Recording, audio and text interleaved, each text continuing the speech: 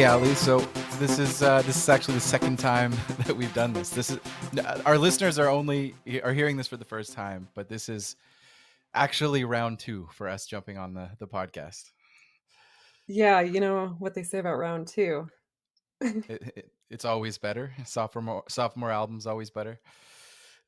I mean, that's what we hope. Yeah. It's better than round What one, what but were what were you thinking that they always say about round two? I don't know. I just wanted to hear what you. Yeah, you tricked me. You got Yeah. me. Yeah, no, we record Oh, we recorded an oh, episode about, and I was like, hey, do you want to come on Remotely Serious, my podcast about remote work, digital nomads, and the future of work? And then we did an episode. How long have you been working remotely? so it's funny. Since 2016, I really wanted to work remotely. Which no one will ever hear. It's in the basement under Abbey Road, and it's a Beatles song that no one will ever hear. But then at the end, we kind of talked, and I was like, "Oh yeah, here's what I think about the podcast. Here's my vision for it." And we had a post episode conversation. And then at the end, you were saying, "Oh, I feel like I know more about the podcast episode now, almost that I could do the whole thing again." And then Yeah, here we are. it was almost like once we got off of the live of the first podcast. We'll have you on again sometime in the future. Awesome, cool. Well, thank you so much, Curtis. We had our own second podcast, and I was like, I'm like, Curtis, is this better than the original podcast? I don't Yeah. know. It seems like it's more natural, but I think that's a classic. It's a classic problem, or it's a classic observation that, in whether it's a podcast or TV shows back in the day, people come on and a show, and maybe because they watch CNN or they just whatever, they have this feeling of, you ask a question and it's kind of this thoughtful monologue that doesn't quite sound like their normal speaking voice in a natural cadence, and then you yeah, you know you hit the mic, okay, we're done, and it's like, hey, I saw that thing you posted the other day, and like, oh yeah, I really enjoyed this restaurant that I was at, and all of a sudden when the mic's off, the real personality that you wanted on mic suddenly comes out. And I'm not saying that that's what happened to us, but it's just a yeah, classic. It's a classic thing for the mics to go off, and then the yeah. real thing starts when you just wanted the real thing on mic. All right, now that we're off but yeah, no, but I think the first even like our first conversation, I think it was really good. And you're welcome to use anything from that.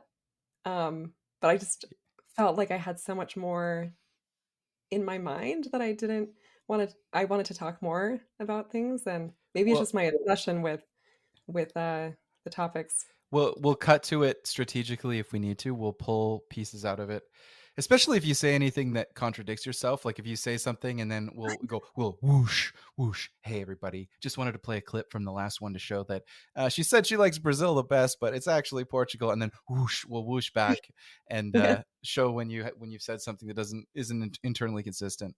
Obviously, I'm just kidding.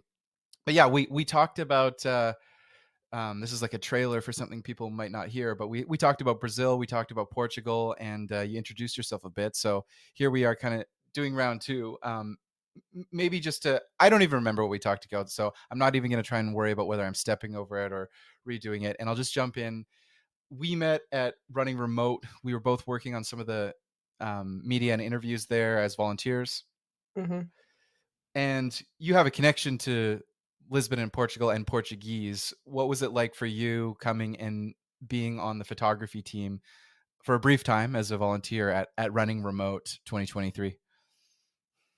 So I think, I mean, so first of all, I'd recommend being a volunteer to anyone like at conferences. I actually did a second conference after I met you, like 2 weeks ago, 3 weeks ago, where I was a photographer at that conference as well. But so I think volunteering at a conference, first of all, you get a free ticket. You know, sometimes you can save a lot of money. I think Yeah. running around was like, Let's cut to the chase. Yeah. yeah, Benefit number one. benefit number one, money.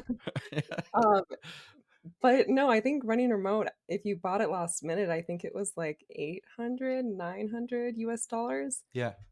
if I'm not mistaken. And um, so that's a perk. But then the other perk, I think, is just the connections that you make as a volunteer. Um, What was the second conference, by the way? so the second conference I went to was called Nomad Fest in Bulgaria. Is this Bansko or Bansko Nomad Fest Yep, yep. in it seemed like after running remote there were a series of nomad conferences that were all like the same 3 days. I can't remember, there's something in the islands, like the Spanish islands, and then also Bansko, and then also maybe Turkey going on. I might be confusing a few things, but there's definitely a density of nomad events in that end of June early July period. We're recording now at the end of July. So how Yeah. was That's a good segue. So I'll briefly say what I know, which is that the name Bansko and Bansko Nomad Mhm. Fest, um, it's something that's popped up, and it's on its, there's been several iterations of an annual festival around this time in the summer. Yeah. Bulgaria is not known necessarily as a summer destination, although lots of places in the northern hemisphere are hot in July, and summer's everywhere to a certain extent in July. But in the winter season, it is, I believe, a ski town that is Mhm. Yep. not necessarily right beside the capital, Sofia, in Bulgaria, but within a car ride or maybe public transport away from the capital.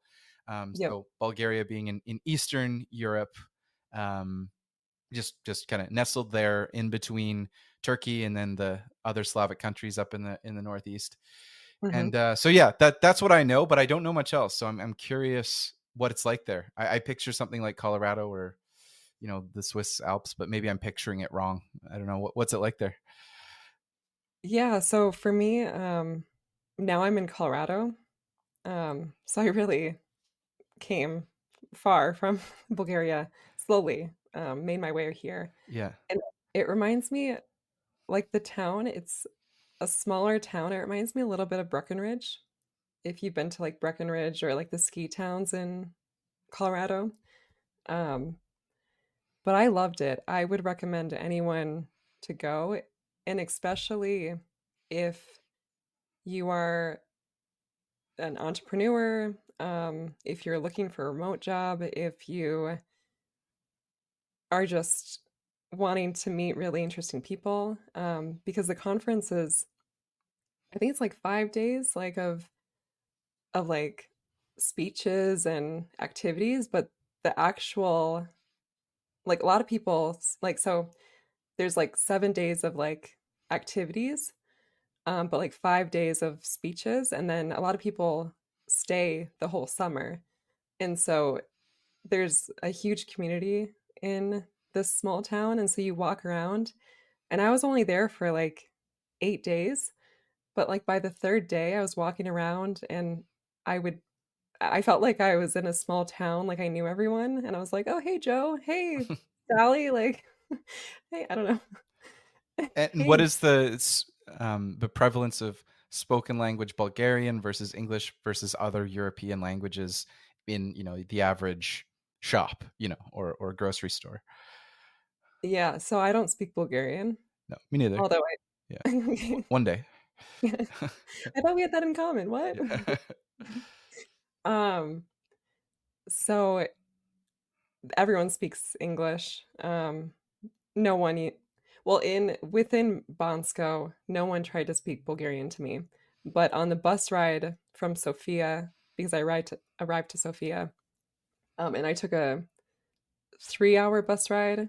I think it was 3 hours, Hmm. to Bansko, and the woman next to me, spoke to me in Bulgarian the whole time. Yeah. And I don't know if she thought I was Russian or if she thought I was like some country that had, maybe I could understand some Bulgarian, but and then I just grabbed my Google Translate and held it up to her face Hmm. because I don't think she registered that I didn't understand. And so I just like went like this with my phone and had her just continue talking. And um but that was the only time someone actively kept on speaking Bulgarian to me. Otherwise, within Bansko, I think that the town Um, they recognize that the digital nomads or the remote workers, entrepreneurs that come there bring such a great financial benefit and opportunities to the city. So they try to be really welcoming. And you're walking down the street, and all the restaurant owners are like, "Oh, like come into our restaurant. Like, don't you Yeah. want to eat here today?" Like, Are they're not Italian restaurant owners. No, that's just are they? Come on here to my restaurant. I just, I honestly don't, I don't do accents Yeah. at all. So Yeah. like, Well, I saw one. I felt like I heard one creeping in there, but so they're very welcoming is the point. I was just I was just trying to change my, like, original Yeah. voice to a different one so you could Yeah. hear the story, but I can't do any accent. Yeah. I met a fellow from Romania, and he was like, "It's a me, a Mario. I'm from Romania." Um. So okay. So and what? I'm just trying to picture the elevation. So it's a small town. I got that there's these colorful characters selling you to, inviting you to come into their shop. Is it cold? Like, is it, or is it cool for summer? Maybe it's not cold, but do you feel like at night, a chill Yeah, comes over the night and that kind of thing? yeah. Oh, okay, so I was not prepared. I made a friend, like a best friend within 2 days, and Yeah. she gave me her winter coat. Or it was She let you borrow it, or she gave it to you? like she borrowed it to me, but for the whole Okay. conference, like the Okay. whole 7 days. Um, so I would say, yeah, anyone who goes, it's super like 25 Celsius, between 20 Celsius and 30 Celsius during the day, or in Fahrenheit, I don't know, 70 to 80, 85. Like it's really nice, the temperature during the day, Hmm. but then it gets really chilly at nighttime, and then it also rains. And so I would say a rain jacket and nothing like, too heavy, but just like I would say a rain jacket and like a sweater would be Hmm. good, but then also a tank top. So, Yeah. Did you get a sense of the community of semi-permanent nomads, or was there a cluster of co-working spaces, or some sense of what this is like when it's not festival time? mhm. Yeah, so there's 3 co-working spaces, I think. Um, and for example, so also as a volunteer at this conference, you get free access to the co-working space, which is That's nice. another Yeah. perk. Yeah. Yeah. It's all about the perks.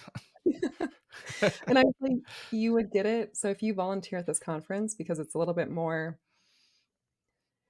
it's not intense. Like it wasn't intense for me, but like you just have more responsibilities, I guess, than running remote. Um, so they give you free access to the co-working space for the whole month of June as a volunteer. Got it. And and then They're hoping people might volunteer and stick around, come a week early, yeah, stay a week late, make it a whole yep, thing, that kind of thing. yep, yep. And then also if you're a really important volunteer, or like a someone who manages other people, because the whole event is basically volunteers. There's one woman who is the manager of all the volunteers, and then there's the guy who started it.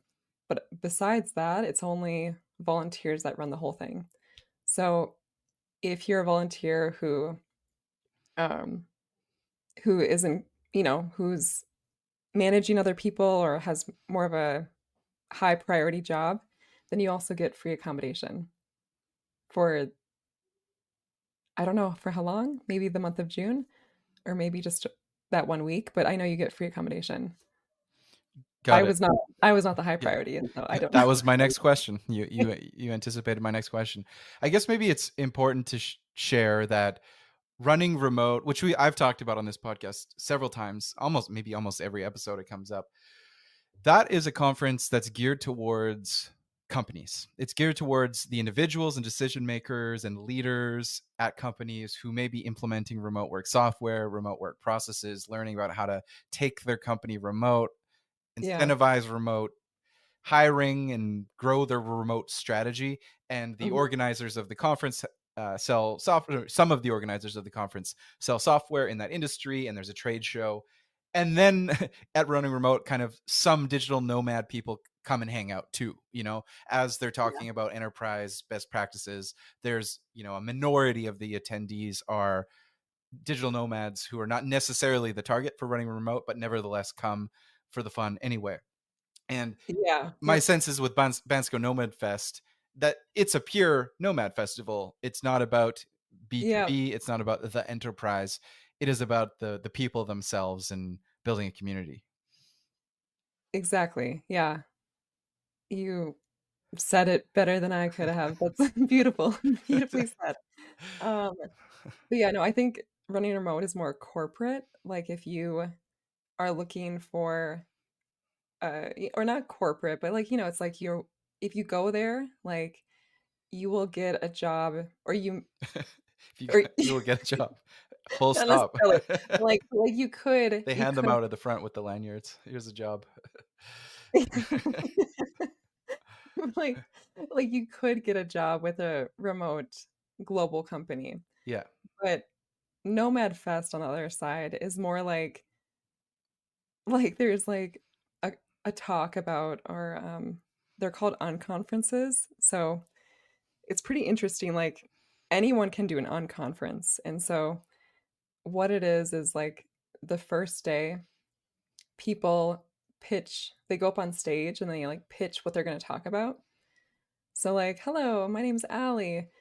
In my unconference, which is like my group discussion, I'm going to talk about Brazil and how great Brazil is for digital nomads. And then I get off stage. And then um you put yourself on the calendar, etc. And then whoever wants to join your unconference will sign up for your time. Um and then you just have your tent um and hopefully people come and then you just lead a discussion. So I could see that being really good for entrepreneurs or, someone who's trying to spread awareness about their app idea Hmm. or the app Does that they that work? Does it work when that decentralized unconference self-organizing plays out that way? Like, I imagine I've never been to one maybe that way, but I imagine it's cool, but I picture this potential for, stranded people that just put their name and it doesn't quite work and no one attends a certain thing, so they cancel it, as opposed to just, the traditional, hey, there's talks, you can go sit down and look at them. Here's what they are, you yeah. know, fill your boots. Did you find that system was interesting and worked? So I didn't see like I was the photographer, so I didn't do an on-conference. Right. I didn't even know about it Yeah. until people were doing it, but I didn't see anyone that was by themselves because Yeah. it was in a park and there were like small tents Okay. in a circle basically. So you could even as an attendee, you could go between two on conferences. Hmm. Um, so I didn't see like someone who was going to lead a talk and they just stood there by themselves. Um, Yeah. Re- otherwise, yeah, So, have you been to many nomad festivals? I have a few questions. I have a discussion I want to kind of have, but I just want to understand the context a little bit. Have you done this, like what the Bansko Nomad Fest thing? Have you done anything like that before? no, no, Me neither. So don't worry, that's a good answer because me neither. I've only really been yeah, to running remote. It's I've been in startup world, and the kind of enterprise focused conference is something I'm definitely comfortable with. I do yeah, see. So my question then, we're kind of on the same page in terms of our prior context, which is not much. You've been to one. I hmm maybe kind of been to one. But I Yeah. do see these things organized in the on Grand Canary, in the Canary Islands, in Spain, in Portugal, In in Madeira. Central Yeah. America, Madeira, yeah, now in Yep. Eastern Europe, and basically where there are these nomad hubs, Yep. probably many in Bali that I yeah over the years that I haven't been to, because I've never Yeah. been to Bali, Oh, me but neither. yeah, it's on the list. I gotta. It's just kind of Yeah. it's one of those things where slight tangent. I've been a lot of places in North. So I said this on a different podcast. It's not a contest. It's not, no one should treat anything to do with this whole lifestyle as a bucket list or a checklist or competing. Yeah. So I'm going to put that caveat out there and then say that I've been to North America, a bit of Costa Rica and Central America, and I've been to Brazil a few times, and Europe. A lot of my travel has been Canada and the United States, because I had a startup there for 4 years, and there's lots of business travel, so heavily Yeah. weighted to North America. And I've been to Dubai, but the whole East Asia and Southeast Asia thing is just completely never been there, and in other places too, like Yeah. India, I haven't been, and other Yeah. places that are in South to East to Southeast Asia. And I always feel like it's farther away, and there's just something close by where I can work on my Spanish, my Portuguese, my French, and all of Yeah. these. Yeah. There's nothing inherently better or worse about these languages. They just are naturally closer to English, and it feels like Yeah. chipping away at something that's like the next logical thing. And then kind of, going to Indonesia is just, it's just a bigger, different time zone, bigger jump. And I'm saying this, maybe I don't know if that's even the right way to look at it. You just go Yeah. and do it. But anyway, Yeah. I don't even really know why I got on that tangent. But No, but I suffice to agree. say, Asia feels I farther think away in a way that yeah. I should probably be more adventurous. But I just am not. I haven't been Yeah. that. I haven't made that jump of like 18 hours away. Right. Yeah. It's honestly, so I went to Thailand, and I think Thailand is the no, so I've been to Thailand and Singapore, and but I've only been to the Singapore airport. But the airport Yeah, is so cool. So I think that counts a little bit. counts. Like And it's a city not state, so the airport is 10% of the city. So I'm sure you've seen most of it. honestly, the airport is amazing. It's rated one of the top, or I think it's the number one airport in the world. Um, Oh, I went there just for the airport. yeah. Um, and okay, so I had only gone to Thailand and Singapore, um, and it was a long way to get there. I was there for 2 weeks, and then on the way back, I stopped in Europe for 2 weeks just because I felt like, it was on the way back home to the US. I may as well stop in Germany on the way back because I found a good flight. Hmm. Um, so yeah, I agree. It's definitely I think for me, I like Brazil and South America and Central America and also Europe as well, just because like South America, for example, it's similar time zone to the US. Um, Hmm. and then Europe, it's not so crazy. So you don't have to work odd hours if or, family and stuff. It makes it a little bit easier. Yeah, So the only time I've really experienced the total shift, I went to Australia 12 or 13 years ago, so that was a different time zone. But I was actually in Dubai during a time where I was working a few times, and that is quite drastic. It's like you go your yeah, whole day, and it's kind of this weird. I find when I was in Dubai, this was the only close equivalent maybe to what it's like to be in Asia. It's not yeah, just that, it's kind of like your phone's silent. If I'm speaking as a North American, so my yeah, context is there would be people maybe texting in the WhatsApp group or sending me a quick note on the North American time zone. So that's silent all day as everybody's sleeping. But it's also like the news is silent, and the thing where you might quickly see what happened to a sports team or just something that happens in the morning about an event. It kind of happens while you're sleeping, and then you wake up and North American day has completely happened, and then you sit in silence, digital silence, throughout the day. Obviously, that would be quite different if you lived in yeah, Dubai and made a bunch of yeah, friends, and your life was there, and you started reading the local news and all that kind of stuff more often. You would right. adapt, but yeah, it's a strange. I actually found it kind of productive Yeah, and peaceful. I'd be walking around in Dubai, hot weather, sitting down yeah, somewhere at a co-working space or coffee shop, and there's absolutely nothing going through Slack or yeah, email. I mean, that's not ideal if you need to get a bunch of stuff done, with people in a sync way. But it was, for a couple days, it was very peaceful to kind of just say, I have my whole day to myself, and no one's even trying to Yeah, yeah, communicate. And then I'll just wake yeah, up in the morning with everything that happened while I was sleeping. So yeah. yeah, Until like 5 p.m., right? For Dubai, like, yeah, that's when it starts to yeah. happen. Yeah, Which yeah. is like you're like, I'm trying to go out now. I'm Yeah, trying to yeah. have dinner. So I guess there are some people that maybe are in a synchronous situation where it's like, yeah, no, I actually am starting my work day and going from 5 p.m. to 2 a.m. Yeah, That seems unappealing at this point, but I can yeah, see for maybe a certain age, a certain personality, that's yeah, that's there's something there. Like if you like, I'm not really. I get up early. I'm not really someone who sleeps in. But if you're just like, if you're the kind of person that's like, I love to sleep in, you could work into the yeah, night, have a coffee, whatever, fall asleep, wake up in the middle of the day, enjoy your yeah. workout, enjoy your walk, enjoy some shopping, enjoy some Mhm. sports, whatever you do, and then kind of settle in for work. But anyway, that's a very I specific thing.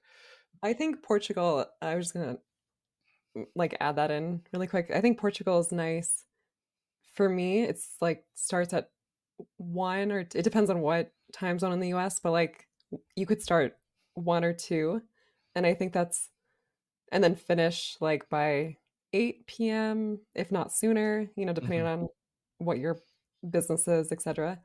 But I kinda like that. I like the morning to be free because I got I went to the beach in the morning, and or just, like, I was like, "Wow, this is so cool to start my day, like, doing something that I wanna do first instead of waking up and then doing the thing I wanted to do, like, the fun activity the last part of the day."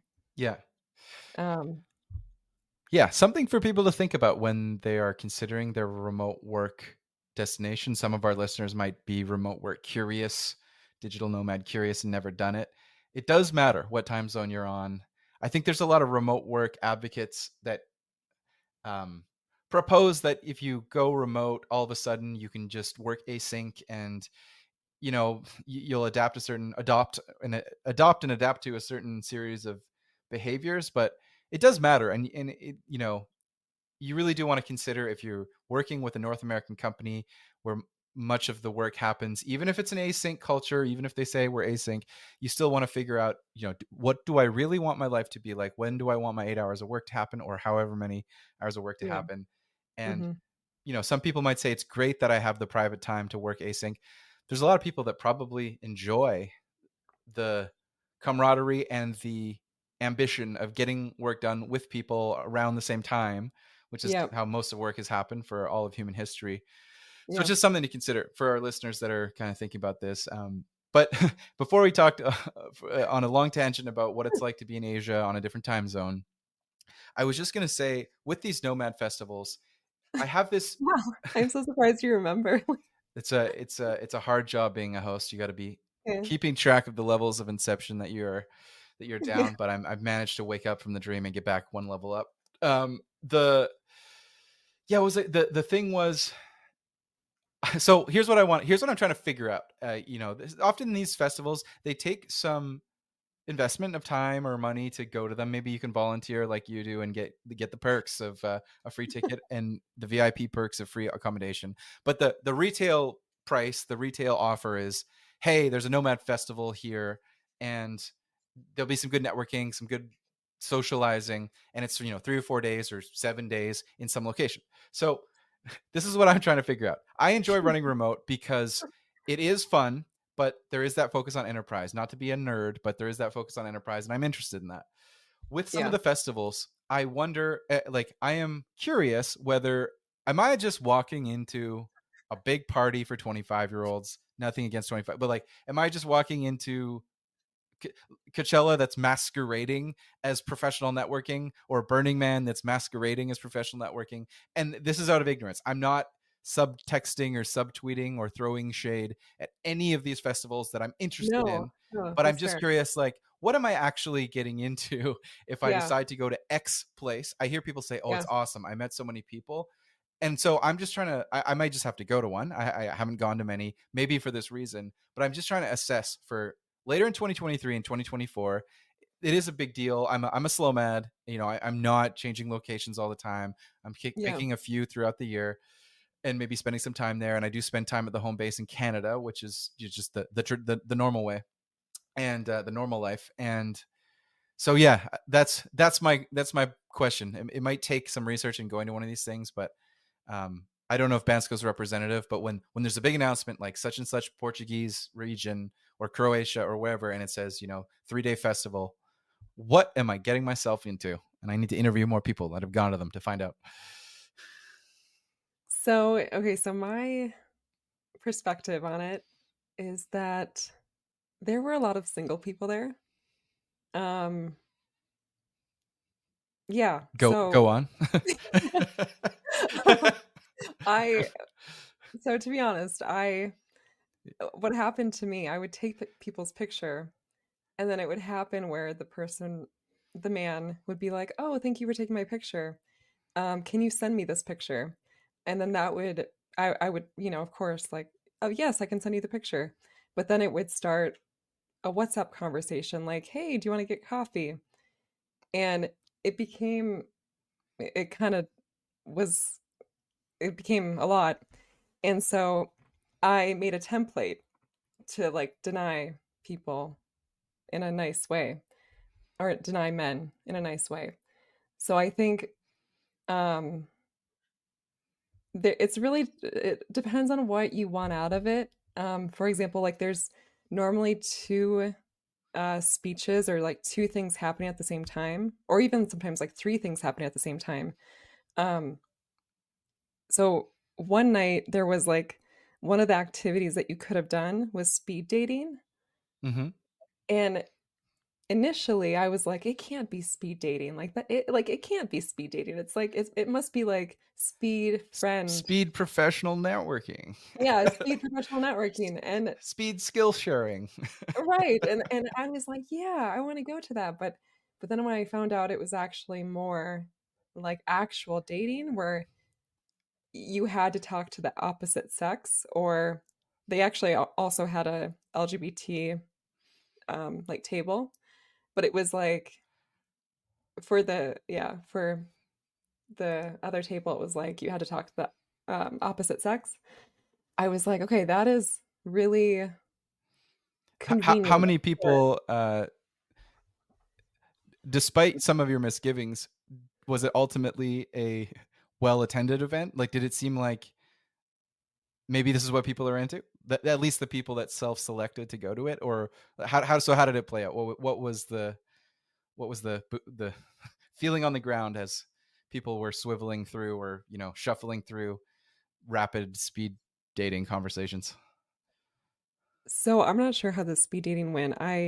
So I was I was close to the speed dating, but I didn't sit down. Right. Right. Yeah. Because but I was with a group of friends. Yeah. One of my friends, she was single and she was like, I don't want to go. And we were kind of against the speed dating, so we had a circle and we were like you friend. you were protesting with signs. We we were like Yeah. friend networking or Yeah. friend dating. And it was kind of funny because the speed dating, they didn't have enough girls to like the ratio of men and women was off. And so the men who didn't have someone across the table, they were rejected in a way and joined our friend networking. Yeah. Um, because it was like in a park and they just walked over and um This but definitely never came up on our on our first conversation. So this is new material, folks. but I would say there's definitely a value, definitely value for, if you're looking to go there for more hard skills. Like I said, so that on conferences, like one person's talking about mushrooms or like Yeah. psychedelics or something that's doing um doing things that you're afraid of or like something that's not so concrete. Hmm. But then if you're going there with the intention of wanting to learn a hard skill or um, network with business owners, etc. Like there's those conversations happening too. Yeah. So it just depends on what your intention is and like what group you want to be a part of. About how many people were at this unconference? This conference I think there was 500, um, maybe more, because I was the yeah, ratio at the conference writ large the same kind of thing where it was heavily weighted to men over women or dudes over girls, or was it that just the speed dating event? I am not sure. My Um, memory of running remote yeah, is that it seems 50-50. Like I didn't notice yeah, a I didn't gender notice. difference or anything there. Yeah, Gender imbalance. I don't think there was a gender imbalance. I didn't notice, but the speed dating there was. Yeah, yeah, Yeah. surprise, surprise.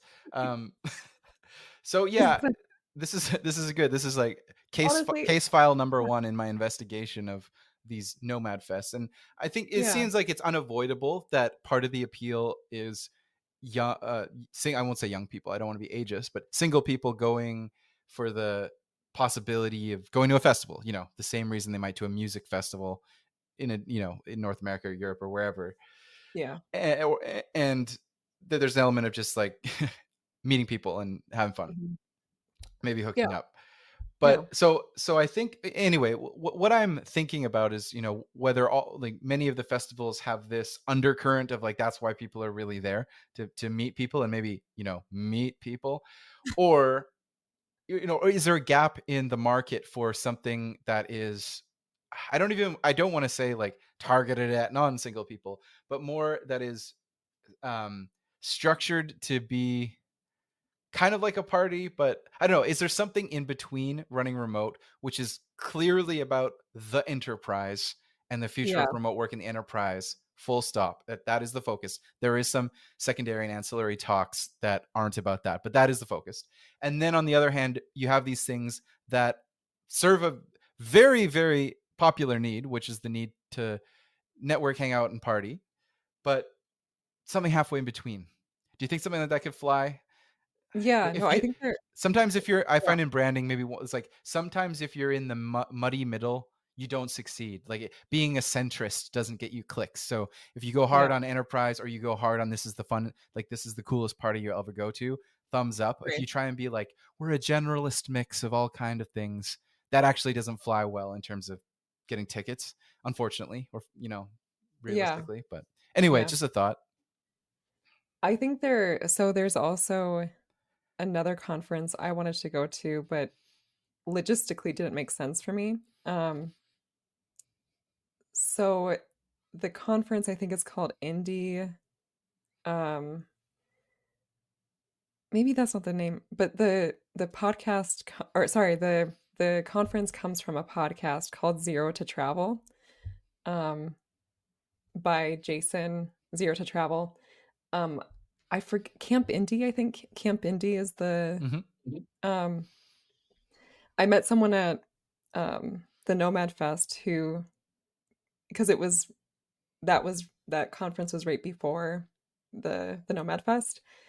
But it seemed like it had like more of a wholesome like friend or like it wasn't such a party, if that makes sense. It was more of a Hmm. like families could go there, married people.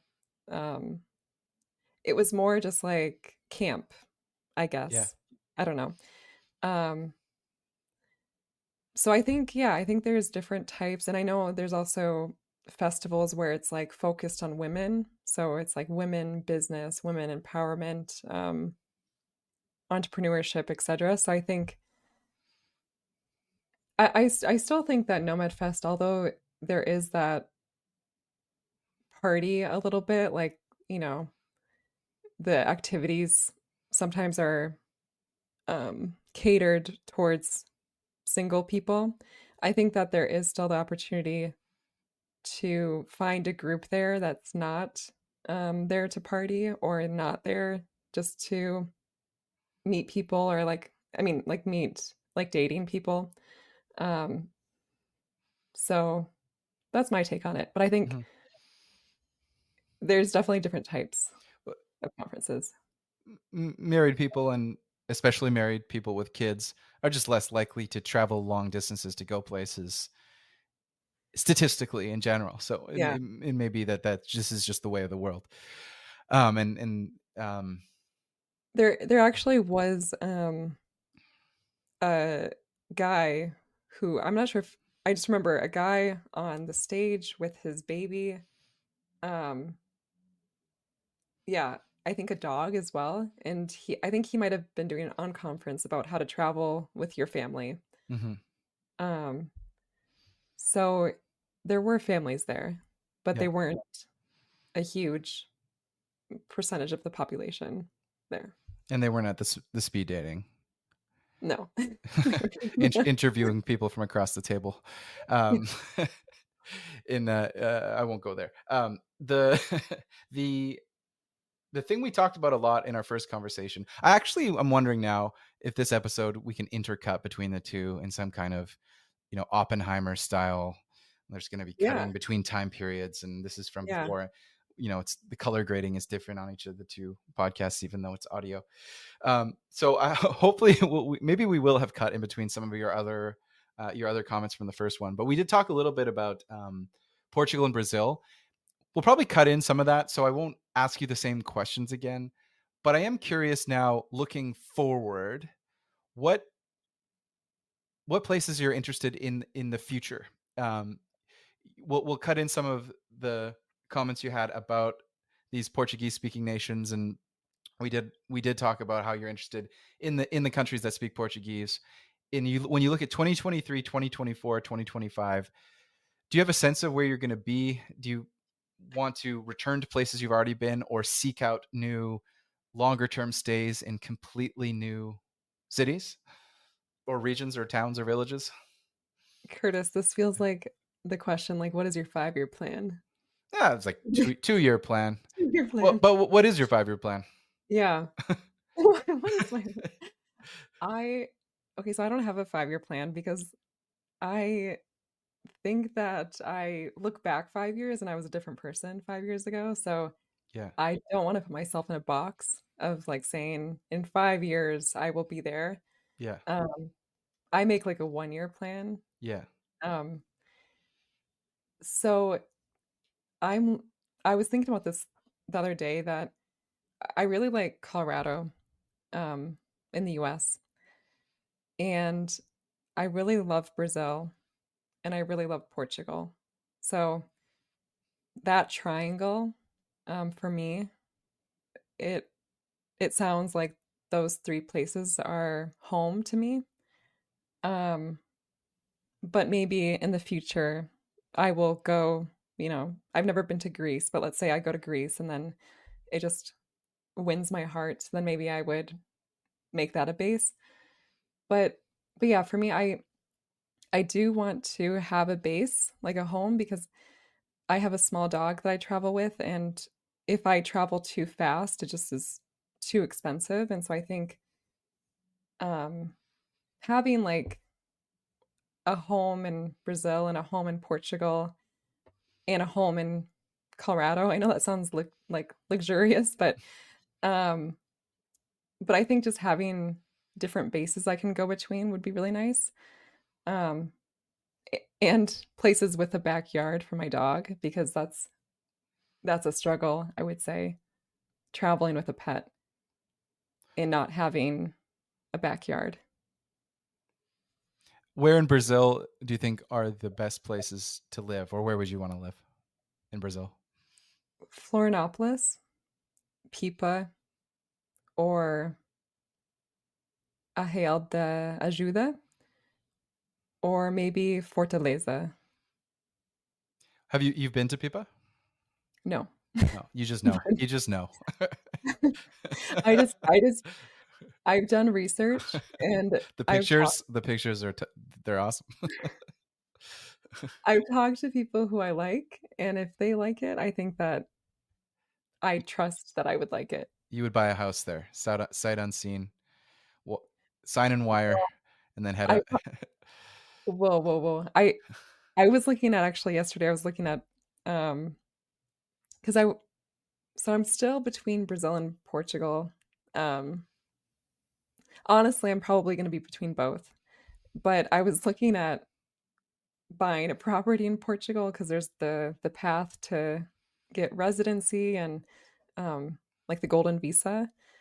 Um but then I was also looking at properties in Brazil and I was like, man, like for the same price I can get like Yeah, for like um less than 400,000, you can get like a really, really nice place, walking distance to the beach, um, in Brazil. And then in Portugal, it's not the same. It's a you'll little get an bit. apartment for that, right? In Lisbon, for that amount, you'll get an Yeah, apartment. Yeah, yeah. And I wasn't even looking. I think Lisbon it's too saturated, and I think it's just gone. The prices are just a little bit unreasonable, in my opinion. Um, but outside of Lisbon, like Carcavelos, um, Parede, um, Setúbal. I have an accent when I'm saying these places, but well, I noticed. I think I don't know if we talked about this the first time. It's like some you have an accent, but then some you drop. Like because it's like Cacarvetes, Cascais, and then you're like Florianopolis. I'm like, I'm pretty. What about that? What about the accent on that one? I'm like, what? Like, who am I talking to? How Like, would I a don't know. Brazilian say Florianopolis? Floripa, Floripa. But Floripa. would they say the whole thing? Like Florianopolis? Yeah, That doesn't honestly, sound Brazilian, but Florianopolis. I probably need to work on. If I'm gonna live there, I need to like work on sounding more like a Brazilian when I say the whole. I think yeah. Floripa is like my cheat, like to say it Yeah. more like a Brazilian. I remember when the first time I heard the name of that city, and I feel like there's a lot of this in Brazil. It sounds like the most. This is a cliche, but it sounds like the most exotic thing I've ever heard. Like Florianop. It sounds like an ancient Roman temple that was the height of a in 200 AD. There was the Florianopolis named after the Emperor Florian, Florianus or something. I was just Yeah, it's just like, and I see little neighborhoods and cities like that in Brazil where it's just named something like I've never heard a name like that before, like Florianopolis. Maybe that's yeah, like the way that Philadelphia or something sounds to someone in Portuguese. I'm sure it's totally all relative, but there's just something because we know Spanish names and French names. We know Des Moines and San Francisco and all kinds of yeah, things in North America. We have the history of the English, the French, and the Spanish all commingling and fighting with the indigenous people and naming things all across the continent. But Portuguese didn't make it up here. So when you see something in Portuguese, it just has that extra like, ooh, I didn't know things were called that, like Florianopolis. yeah. And I would say Florianopolis is like a a different name in Brazil. I don't know because like a lot of the names of the cities in Brazil, um, I don't. Okay, I don't hold me to this, but I'm pretty sure Florianopolis, if you translate it to English, doesn't mean anything. But a lot of the cities in Brazil, if you translate it like to English, it sounds really funny. Like at least for a city, like we Mm-hmm. wouldn't. So, for example, there's Porto Seguro. So Porto Seguro would be safe port. Mm-hmm. There's Ouro Preto. Ouro Preto is black gold. Mm-hmm. There is Fortaleza. Fortaleza is like strength. Yeah. There's Salvador, and Salvador is like savior. And so like you would never hear in the US like a city called Savior No. or Safe. I mean, or like Black Gold. It Yeah. just I think that Only maybe in the Spanish, like Puerto Rico or Costa Rica or stuff like that. We might see yeah, something like that with the Los Angeles, is yeah. we wouldn't call it in English probably the Angels, but yeah, it's especially when Spanish, yeah, there's like a few layers there, and yeah, yeah. I guess the main cities that's more normal. Like we might call something St. Paul, like São Paulo, or I guess not. what's River of January is the Yep. Yep. which is strange. Yeah, like strange Yep. to my ears, not strange if you're Yeah. Brazilian. Yeah. Um, so how does that getting back to the triangle of happiness between Colorado, Brazil, and Portugal? Yeah. Is there a certain seasonality that you see? Is there something where you would want to be in all three places? I know you're not making 5-year plans; you're making 1-year plans. But Yeah. um, is cycling through them? Is that kind of the dream? Would you say as of right now, based on what you know now? So, yeah. So like I like different things about each place. Um, each place has its pros and cons. And so I just kind of decided that why not just go all Yeah. the places? Let's try and get specific, maybe specific in one area. Like the average summer day. I know summer's in a different time, but like Yeah. equivalent. The average summer day spending a Saturday in Portugal. I won't say Lisbon. Yeah. Portugal Yep. versus the average summer day. Let's say at the beach in both cases. We'll try and make something similar. But so you're close to the beach in southwestern or western Portugal on the coast. Same thing. You're in Florianopolis. You're near the beach, and it's a Saturday. What's different about being in Portugal versus Brazil that you experience? The water is so the water okay, so and Brazilians say the water in Florianopolis is not warm, which is true for Brazil. Like it's not I'm sure the Northeast is tropical, yeah, it's not equatorial, and tropical. exactly, like it's not like hot or like it's not warm. Yeah, But compared to Portugal, holy crap, it's like it's warm. Like it's warm. Like yeah. um but I it's weird because I actually now like that about Portugal because I've never been this person until like the past 2 months, but um Portugal I started doing like cold plunges in the water. Um and then I don't know, like I'm telling myself that it's like really healthy for me and I'm like, "Oh yeah, I'm like one of those digital nomads that does cold plunges." Um but so for me it's like the ocean is a place to do a cold plunge. Uh and in Brazil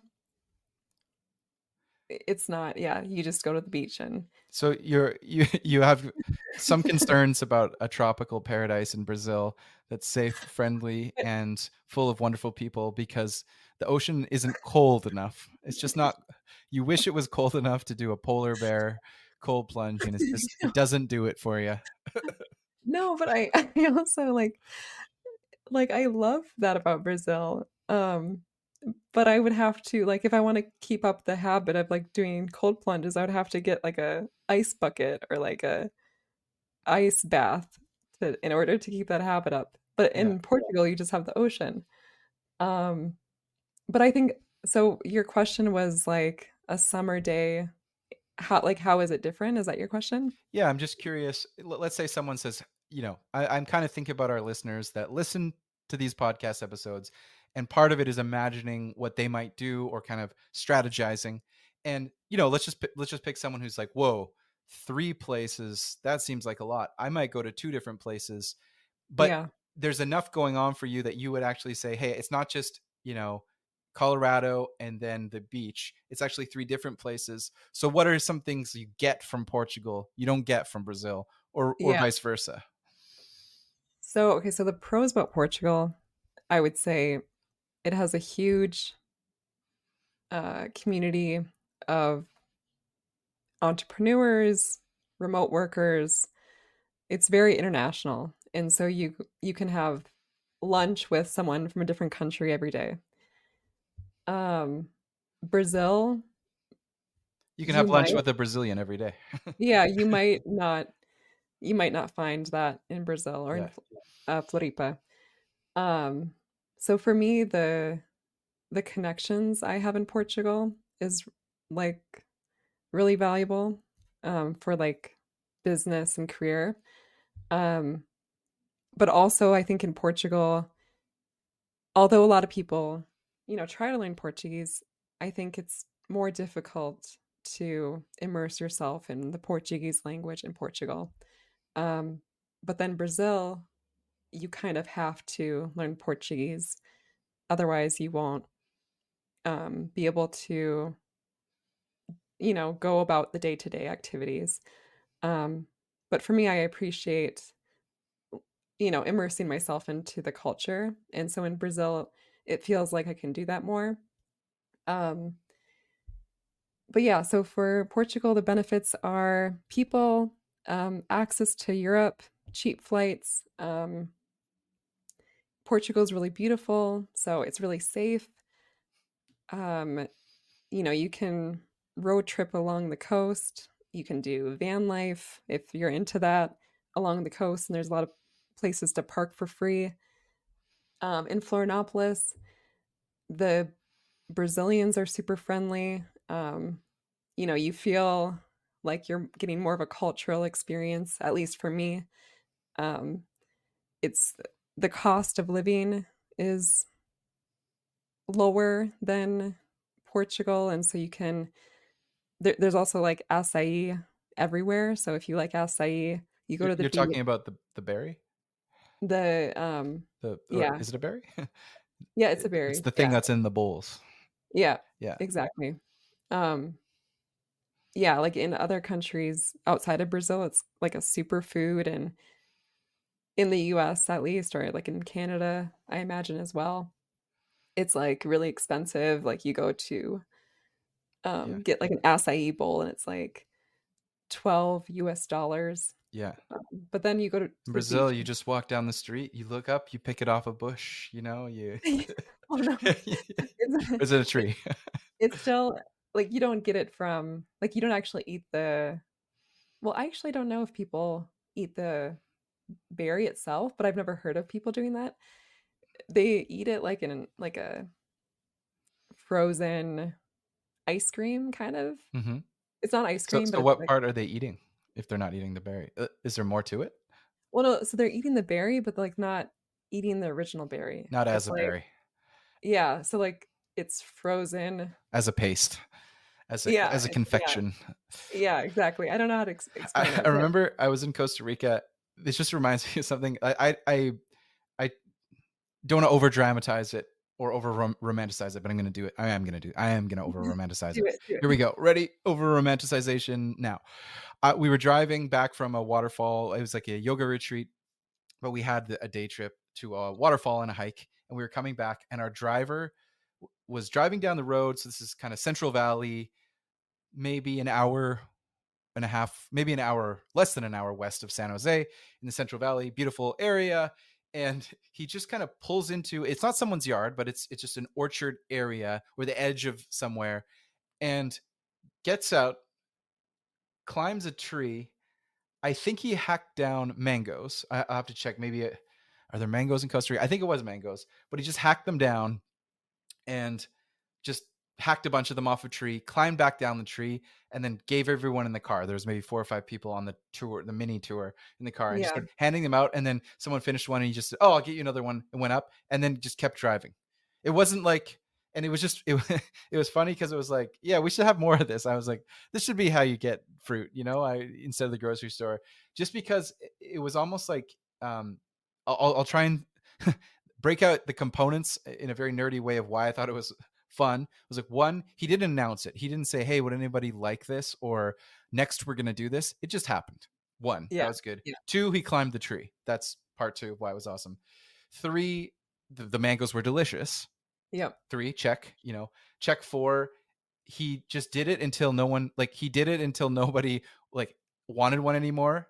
And then five, he just sort of hit the ignition and drove away and didn't talk about it. He didn't say, "Well, that's great." He didn't turn his head and be like, "Those are pretty good." Hey, really delicious. Yeah, we do this all the time. He didn't explain the yeah, context. So I'm sitting there, and it's one of those things where you're like, is this something this person does? It's a quirk of an yeah, individual. Don't generalize. Is this yeah, something that this region does? Is this a general, like, is this totally normal? And I'll never know. And I never asked anyone. So it could just be a very idiosyncratic habit of a very special individual who was our driver. or it could be So something that's normal. And I was like, I don't want to know. I just want to keep that memory as it was, the thing, nonchalant fruit hacking off a tree and sharing. okay, so I mean, I don't know if this gives you your answer, but the same thing happened to me in Costa Rica. That's it. Two, Yeah. one is anecdote, two is data, two is correlation.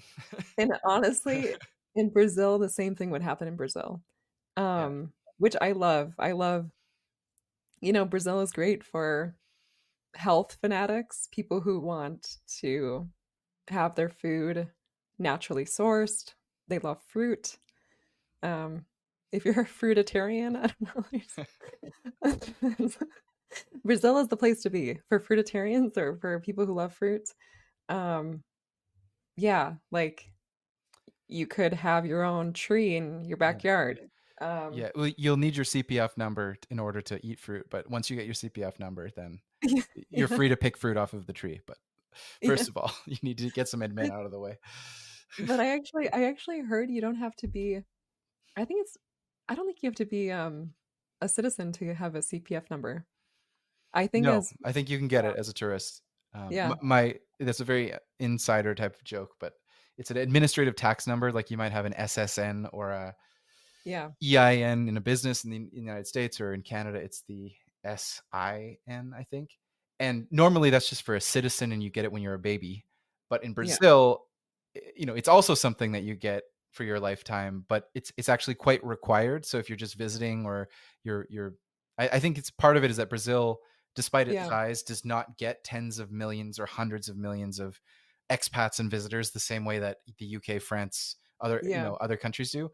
So yeah, it's strangely a strange administrative burden to not even be able to kind of swipe a credit card that's foreign in certain instances. You yeah, probably know better than me, but they got this number you have to get that's a tax number. Not necessarily that you have to pay tax, but you just need this number to unlock, you know, yeah. The all the CP, services and stuff. the gym, I would say, um, that might be helpful for people who are digital nomads. But like, yeah, the gym, sometimes you need a CPF number. Sometimes if it's a gym that's like a chain, they'll Yeah. allow a passport.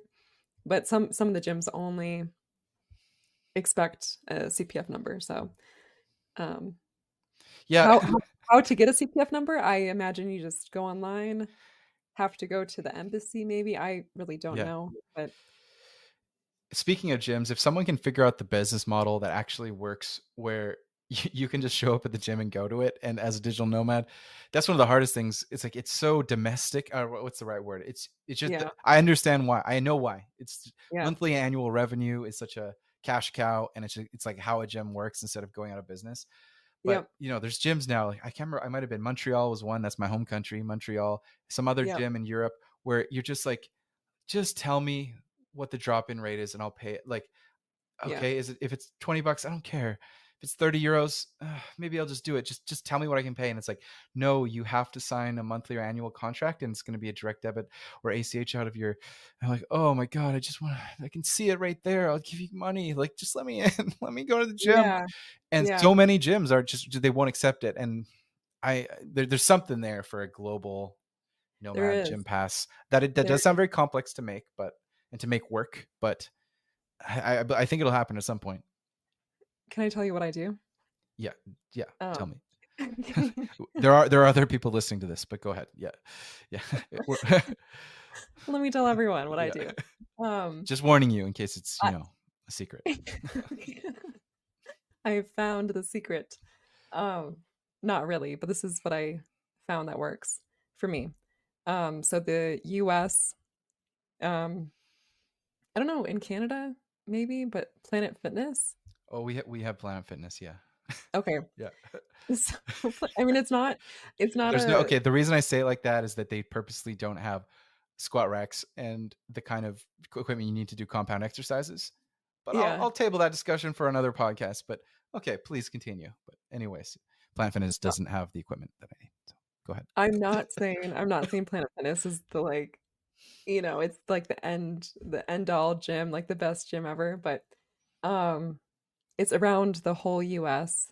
And so for me, it it's very popular. I mean, I think there's other ones as well, but like Planet Fitness, it just is like the Walmart of the US and Canada.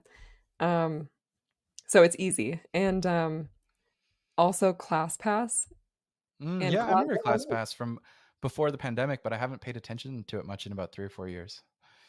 Yeah, and actually they have ClassPass in other countries as well. So like Hmm. Portugal, they have ClassPass a little bit, which is Yeah. helpful. So ClassPass, Planet Fitness, and then in Brazil, um, Smart Fit. So yeah, Hmm. Smart Fit, and it's actually throughout all of South America. And so you can get a Smart Fit pass that's like for all the countries. And I was in Colombia and I used my Smart Fit pass. And then I went to Brazil and I used like the same pass. Hmm. And then in Portugal, Fitness Hut. So yeah, Fitness Hut is the one that's like a chain. Yeah. And I would say all three of them.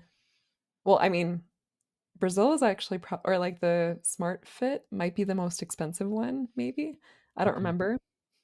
But Fitness Hut was $30 a month, Yeah. which I thought was pretty good, and it was super easy to cancel. So like I just had to cancel what was it? I don't remember exactly, but it was like it wasn't like sometimes you have to like write a letter to the gym and like go through this whole process, but like yeah, Smart Fit and then also Fitness Hut, it was super easy to just like stop and then go to the next country or Yeah. continent. So, Yeah, I think a brand that stretches across countries and covers everything internationally is definitely going to be a stretch. yeah, It's better to figure out what the national solution is when you're in a country, and yeah, then roll with that. Maybe ClassPass is kind of a stepping stone into having like one subscription that might serve you in multiple countries. I know that that's going to be a tough sell. Like, give me a gym pass that gets me in Toronto and Colorado and Florianopolis and Lisbon all with one yeah, pass. Yeah, yeah, that's not going to happen anytime soon. But yeah, ClassPass, maybe there's something there with a tech company that kind of just you know partners with the fitness institutions and gives you the pass around the world. yeah. Not necessarily trying to deliver gyms all around the world. I think we're coming up on well over the amount of time we talked last time. Maybe actually I don't know if that's true, but we're hitting the hour Yeah. mark here. So maybe I'll just end it with Yeah, one I'm question. good on time if you have more questions, but I'm open. I can do until let's see, I can do until the 25. Sure. So, Well, maybe just a final question. I might edit this part a little bit, but I'll just ask the question. Um, is there anything about remote work or being a digital nomad, if you consider yourself that way, that's gotten more challenging, or you dislike, or sort of feels different? I mean, maybe I'll restart this question. Is there anything you don't like about remote work or being a digital nomad, or anything that sort of frustrates you and you don't, you wish there was a solution to it, that's kind of you know what's the word, something everybody talks about at their digital nomad? A lot of these things, a lot of these remote work podcasts, digital nomads, blah blah blah, promoting the lifestyle, we don't necessarily always talk about what's negative and what's like, I hate this and it was so much better when I just lived in my house where I grew up, or where in the town I grew up, or where I went to college, or where I had my job back home. This sucks compared to that. I don't hear that kind of like strong opinions coming down, so I'm kind of leading the question a little bit, but I'm always curious to hear if there's something where something's really, you got a little rock in your shoe about being a digital nomad that you just wish some company or just some government or society would solve or change. so yeah, I got some trash talk. Yeah, Let's let's do it. trash talk. Dun, Digital dun, dun. nomad trash talk on Remotely Serious XFM. Can you call this segment trash talk? Yeah, we're gonna have gang, gang, gang, like a siren going trash Yeah. talk. Actually, Yeah. I'm gonna edit out me saying that and put in the actual sound. So here we go. First Um, first ever segment on Remotely Serious. Welcome to Trash Talk. so yeah, trash talk. I mean, like everything, there's It's not all butterflies and rainbows. I think one of the things that's a struggle is I'm also a slow mad, and so or I try to be a slow mad. Sometimes life circumstances don't make me one, but my goal is to be a slow mad. And so I think having a place when you show up and there's, fast Wi-Fi, your desk, it's like set up for you, um, your home basically, and or maybe you want to work outside of home, just like the setup of hit the ground running, I think is a struggle because um yeah, like I've had the experience like in Portugal, my apartment wasn't the ideal apartment. It was kind of dark. It didn't have all the kitchen utensils that um I thought it was going to have. Um it didn't have a optimal work setup. It was like a desk in the dark. So I think that that's one thing, just like and I know that there's companies trying to do this, like, like the Airbnb or Airbnb is kind of trying to do it a little bit, but also like I know that there's other companies that are like designed for like, if you work remotely, um, this place is set up for you to work optimally, um, work successfully. Mm-hmm. That's one struggle. When an Airbnb says they have Wi-Fi or fast Wi-Fi and confirms it prior to the stay, and when I arrive at an Airbnb that's confirmed that they have fast Wi-Fi prior to the stay, and maybe Yeah. confirmed that there's a work area, Hmm. and when I find that an Airbnb has done this, but the Wi-Fi is spotty and slow, and there is no work area, it's just that the kitchen table has chairs, and that's what they meant. Right. Yeah. It infuriates me. It's like I feel like I feel like I've been lied. I feel like I've been betrayed to the core. Yeah. It's a personal attack. Oh, you said it was a 10-minute walk to town, but it's a 15-minute walk. No problem. The Yeah. weather isn't it's the temperature's a little different than you said. Whatever, I can roll with it. I'm easy going. I'm not an uptight person. Okay, yeah, when you travel, you got to be ready to roll with the punches. There's one Yeah. punch I don't want to roll with, which is being lied to about the Wi-Fi. And there's a, Right. and sometimes it's just like, oh, that's weird. But then if I go and I kind of read up on the local internet, the ISP, the internet service provider, I can even kind of you can kind of do these things where you upload and you see what the name of the provider is, and then go look on the local website and see what the plans are. And if you see Hmm. something like kind of hitting 50, like let's say you want 100 meg up and down, and you see something Yeah. just like strangely hitting 15.00, you can Yeah. tell they bought the cheap plan. You can tell. I know what Right. you did. You bought the 15 Yeah. meg plan, and you said Yeah. this isn't the fast Wi-Fi.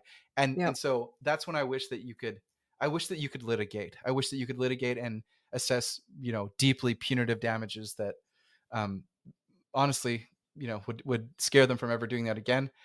Yeah. I'm half joking, but I'm half not. It's really it's like if you're trying to work, Yeah. and this It's I'm not saying this about I'm not saying, just yeah. to be very clear to people that are listening, I'm not saying this about visiting your friend's house. I'm not saying this about visiting family. I'm not saying Yeah. this about any kind of social situation. It would Yeah. be ridiculous to complain about the Wi-Fi in any situation like that. I'm talking about when an Airbnb that is a business transaction that you're paying them and they've confirmed it. If it's not working, they're kind of stealing 6 to 8 hours of your income. If it just doesn't work, or it doesn't work right, and you can't do it, Yeah. for a lot of people, you add up 6 to 8 hours income, and it's not, $50. It's something more than that. Everybody's different. And if you just get blocked, it's a tangible anyway. I can see that Rant over. Yeah. this comment fueled your fire. Yeah, I So just feel like that's the one thing where anyway, it's I don't know what the solution is. I think Airbnb is trying to work on it, but Airbnb I think is a little bit more host friendly than guest friendly. Um, Oh, definitely. It is. I can see a that as lot a a host. lot more host friendly, Yeah. guest friendly in terms of just the way the wind blows on their business model.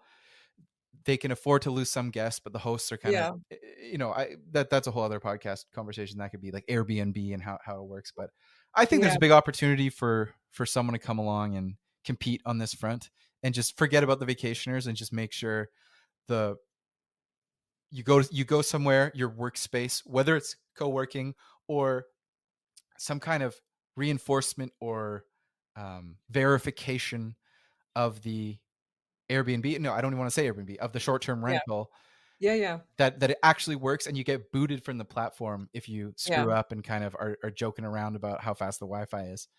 Yeah. Permanent ban if you know, obviously like there's outages, but that's actually not the problem most of the time. It's inflation. It's Airbnb hosts Yeah. lying about how Yeah. fast it is. Yeah, because it's not like Airbnb's like it's not their target audience necessarily. Like Airbnb is like you go to it like that Airbnb started as like, oh, I'm going to have a local experience as a traveler. And so I Yeah, think there yeah, yeah, so I think there is a market of like this company only caters to digital nomads or remote workers, and it's not for travelers. It's for although, those people are travelers, but you know what I'm yeah. saying? Like it's that's their number one priority.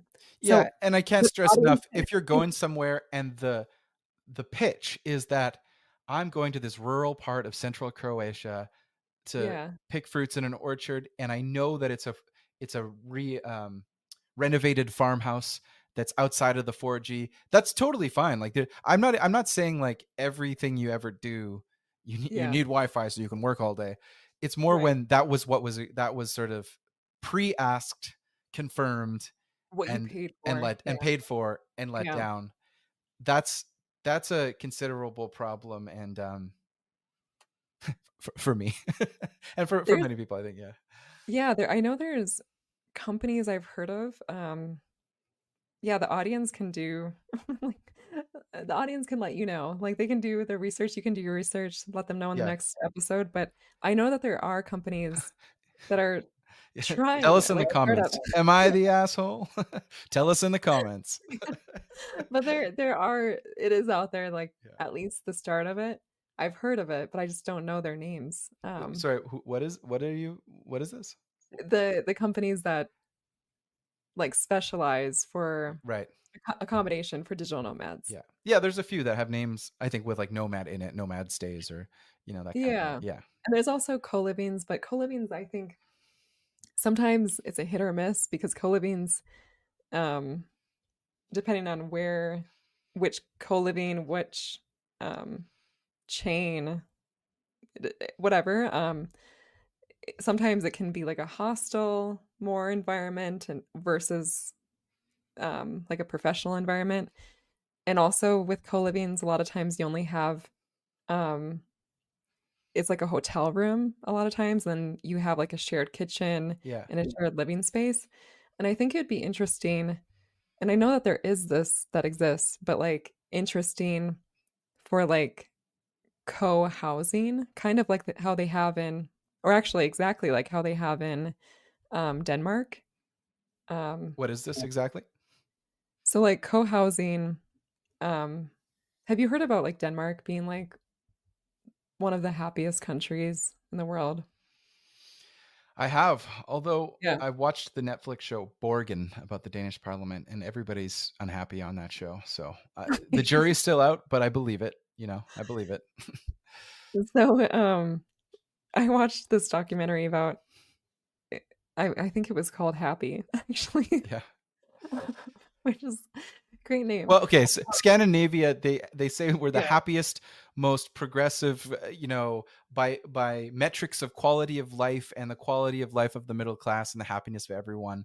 It's the yep, best, best, best. And then you go and yep. read like their fiction that they've written, and it's like the girl with the dragon tattoo, dark underbelly, and Yeah, like the power of the patriarchy suppressing. And it's like, yeah, look, I'm sure it's happy, I'm sure it's good, but yeah. let's not They're like like they're like the government is advertising, but yeah. we're actually I don't just think nobody gets seasonal affective disorder I'm sure Yeah. it's great. I'm sure it's great. But yeah. Yeah. But So I sorry, you're mean, saying Denmark's happy and they have a co-housing type of concept. so yeah, so I mean, I know it's quite common in Denmark, and maybe other places as well. Actually was looking at it in Colorado. This is like I'm Right. trying to figure out my housing situation. So I was looking at Colorado and um it's like you have your own small, house or apartment, um kitchen, workspace, bedroom. But then you are in either like a huge like a condominium or like a huge yeah, like a apartment building essentially, but like an apartment building that has like its own apartments within it. Um, I don't know if that So, yeah, you know what I'm you're in saying. an apartment building with its own apartments in it. Which It's- I know when I yeah. said that, I was like, So "That's it's like obviously." there's a front door and then an elevator and then different floors and then you can walk to an apartment. Or it's like, in Colorado, I You was know what the next yeah, question is. How is this yeah. different from it's like on Twitter, like apartments. You invented apartments. Congratulations, tech bros. I mean, so because Yeah. because, like, Each of the I apartments has a different number to distinguish it from the other ones, and they're called. Depending on I what floor you're on, the number starts with the number of that floor, like 301, 401. It's like the Danes invented everything. What do they think of next? it's like yeah, sorry, that was, like, did not sound as genius as I was hoping it would come across, like, "Guys, I I'm mean, looking it I'm" up right now. Like if there's a key, is there like a so key difference? Obviously, that would yeah, like yeah, so let me I said it wrong, actually, so I know that in the documentary I watched, like, it was, like, they had their, like, smaller apartment, and I don't actually think that they had a kitchen in that apartment. right. Um, and so it was like a huge kitchen. Imagine like a chef's kitchen, Hmm. in this building, this huge building. Or not huge building, but like a good It's like an sized building. apartment, like an Yeah. apartment. Yeah, that can fit like, I don't know, 20 different families or Hmm. yeah.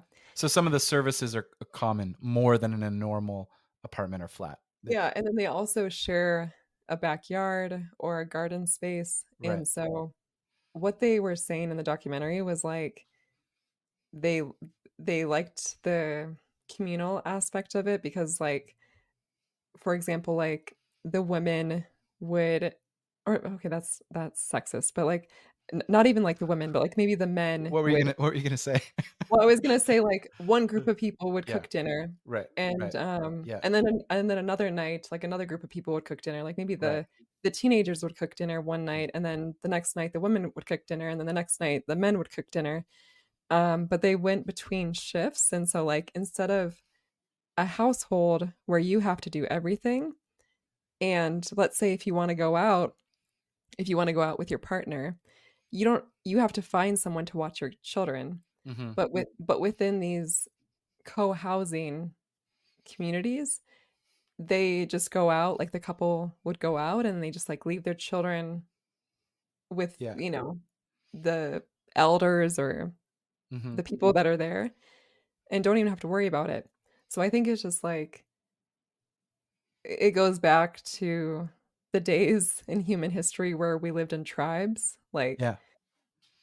and I think it's a really good solution for I mean, like, during COVID, a lot of divorces happened because people were isolated together and only the 2 of them, and I think that's a problem because you can't expect everything from one person, and then it just adds more responsibilities on the 2 of you.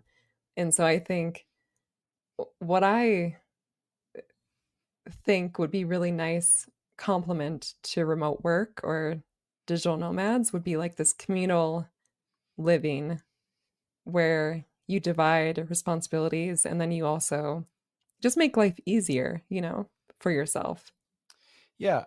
I was in so not co-housing living, but like literally co-living I was Yeah. in co-living in Brooklyn when I had my last startup, um, which kind of had, I started in Canada, but I was in New York for 3 years, and part of that was co-living, like literally 16 people in a place in Brooklyn to save Yeah. money in my first 6 months and or 9 months in New York, because I literally came as an expat, and like I didn't even know, I didn't have a US credit score. I didn't even know anything about how to get an apartment. I just landed there while I was dealing with a stressful startup and just said, "Oh, there's like a subscription to live somewhere. Cool, I'm doing that." And Mhm. so I had a try, baptism by fire into the co-living concept, and that's like really packed in. Lots of young people, some mostly young people, mostly 20s, and I was 30ish. Yeah.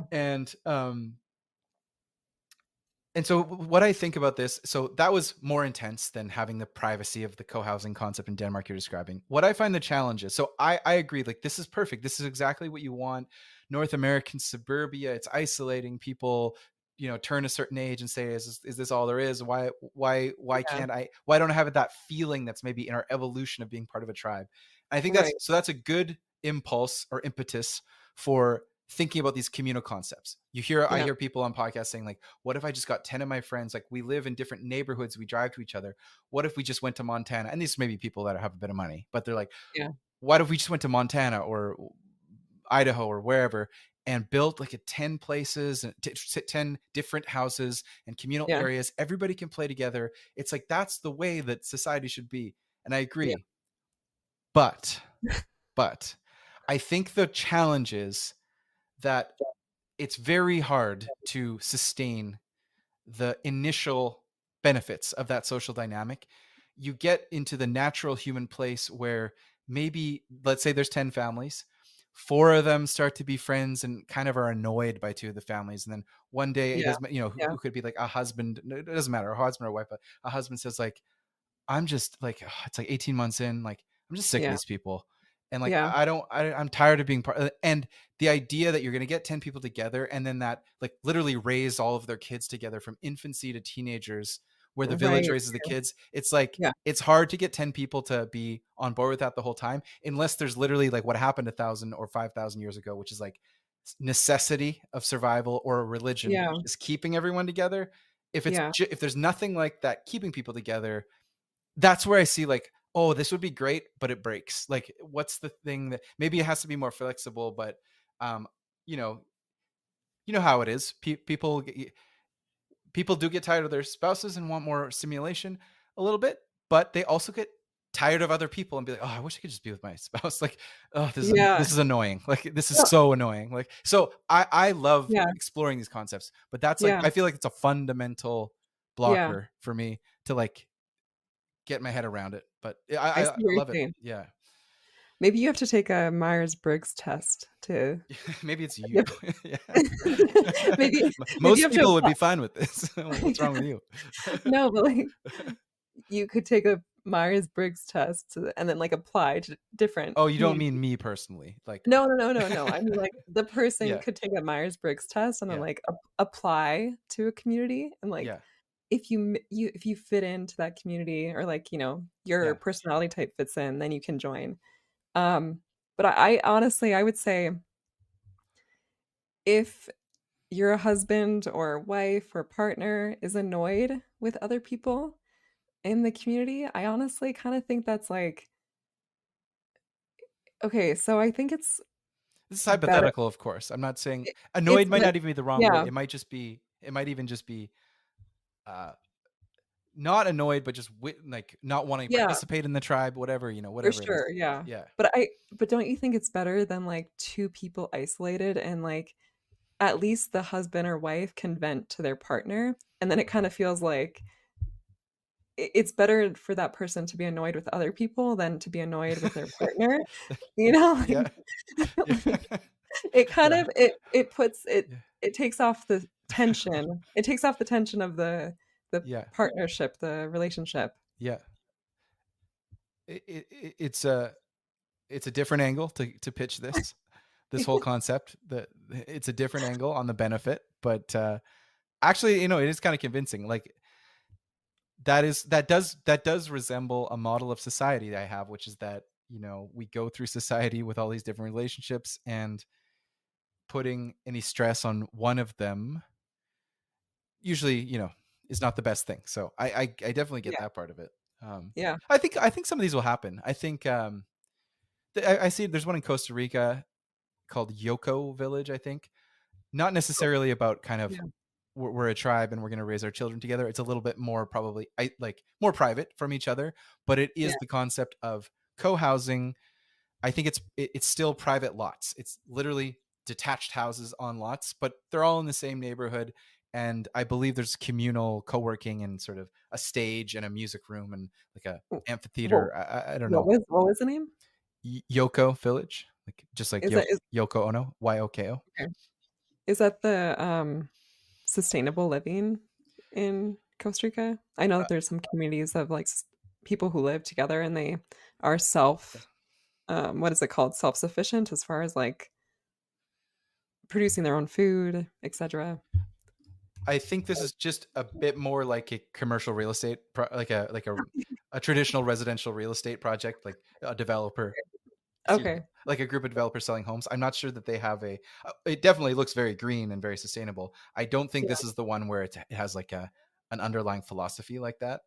Actually, well, no, they. I'm reading their description here. They say eco-sustainable communities, so it may Yeah. not be the one you're thinking of, but I mean, it definitely looks like they're going to try and recycle the Yeah. water. It has that vibe. Yeah, Um, Costa Rica has that vibe. yeah, I would say people who move to Costa Rica. yeah. Um, Yoko Village in oh, Santa Teresa. oh, yep, Santa. Yeah, that's a hot spot for international or expats in Yeah. general. So, Well, this is a good a time as any to maybe end it off. I think this is the longest recording we've ever done yet, and it's going to be a good one.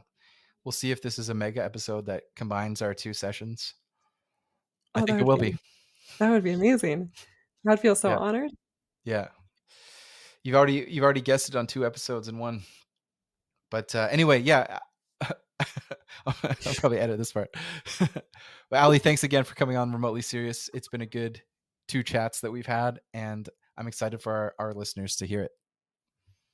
I, I thought you were about to say I'm excited for the I'm excited for it to be over because I'm thirsty. I'm thirsty too. But I thought you were gonna say I'm excited for our next chat. And I was like, all right. Round three. It's okay. We But we can take a longer break between this chat and our totally hypothetical next chat. but no, it was definitely really good. I hope that your listeners got value out of it. And yeah, my last words. my sorry. We're just gonna have the ending music coming in and swelling up and drowning us out, and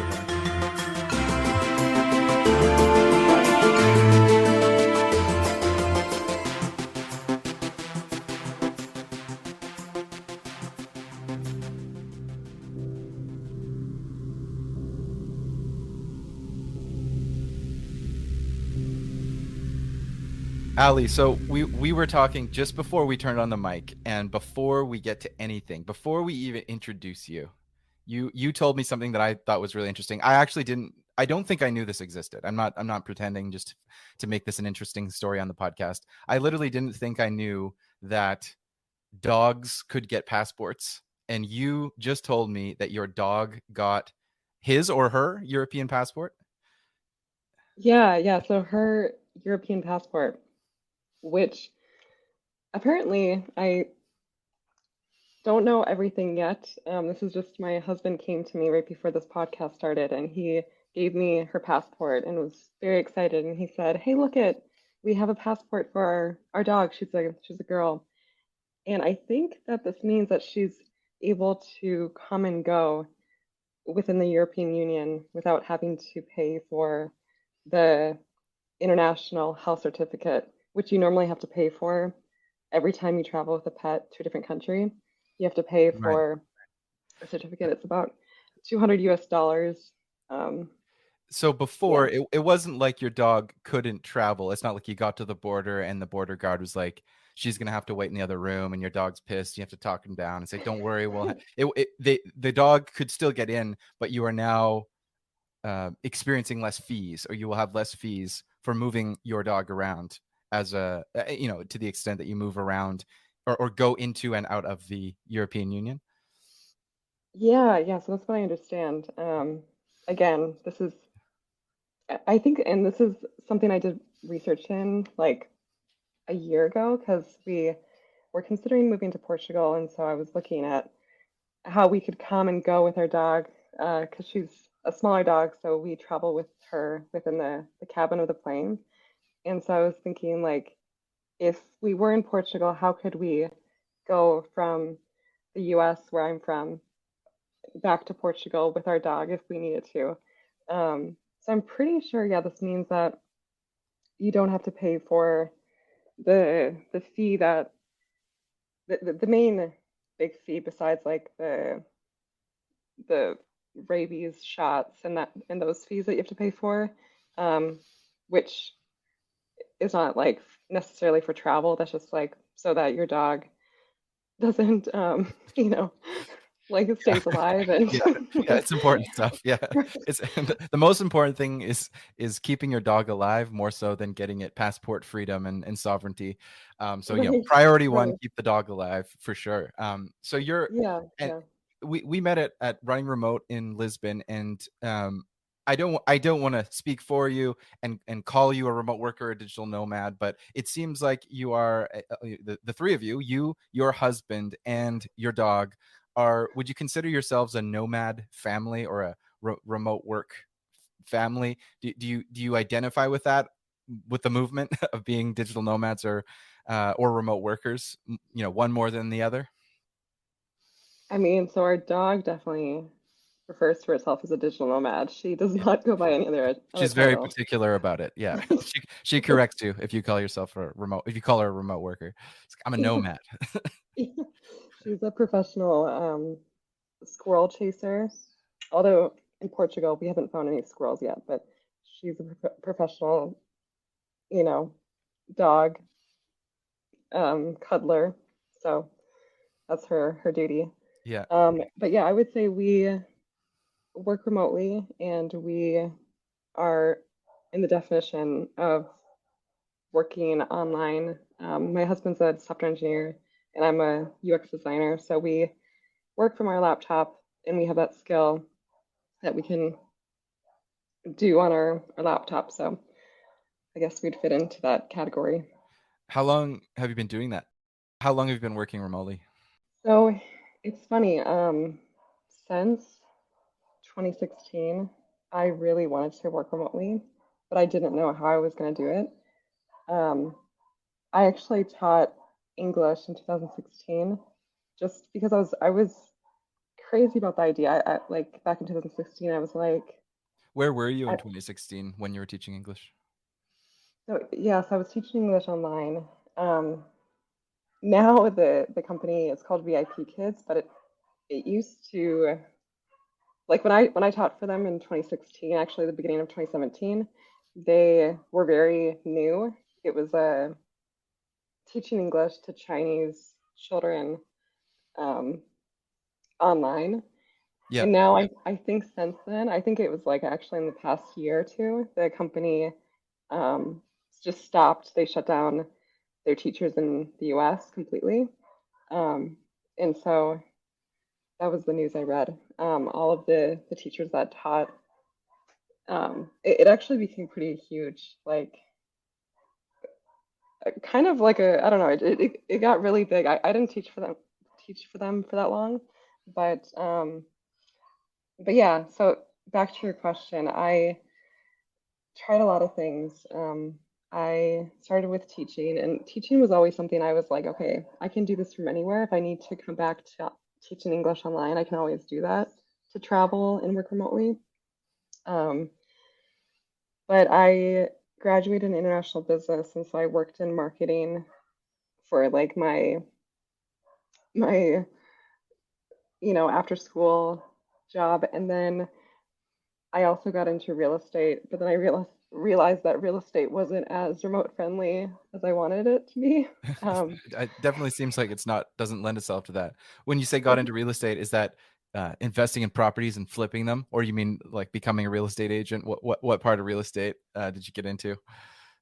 So both of them, in the end, but originally I was a real estate agent, and then we started investing in properties and private equity, etc. But I think although I didn't pursue the path of a real estate agent, I think that the knowledge that real estate taught me really helped in investing and learning about what was possible. So we've got so 2016. It's not that long ago, but it is a Yeah. lifetime in the world of remote work and where it's come since 2016. You know, going on 7 or 8 years if I'm doing the Hmm. public math. What's the story? And we can do a bit of a time jump. There's all kinds of crazy things that happened in 2020 and 2021 all around the world with the pandemic. But what's the story that brought you to well, you mentioned you're thinking about moving to Portugal. Did I get that right? With the passport for your dog? So it's a little bit crazy. So we were torn between Portugal and Brazil. We were going back and forth between Portugal and Brazil.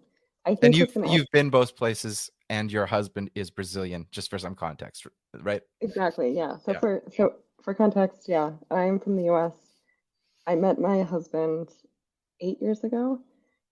We've been married for 5 years, and we got married in the US.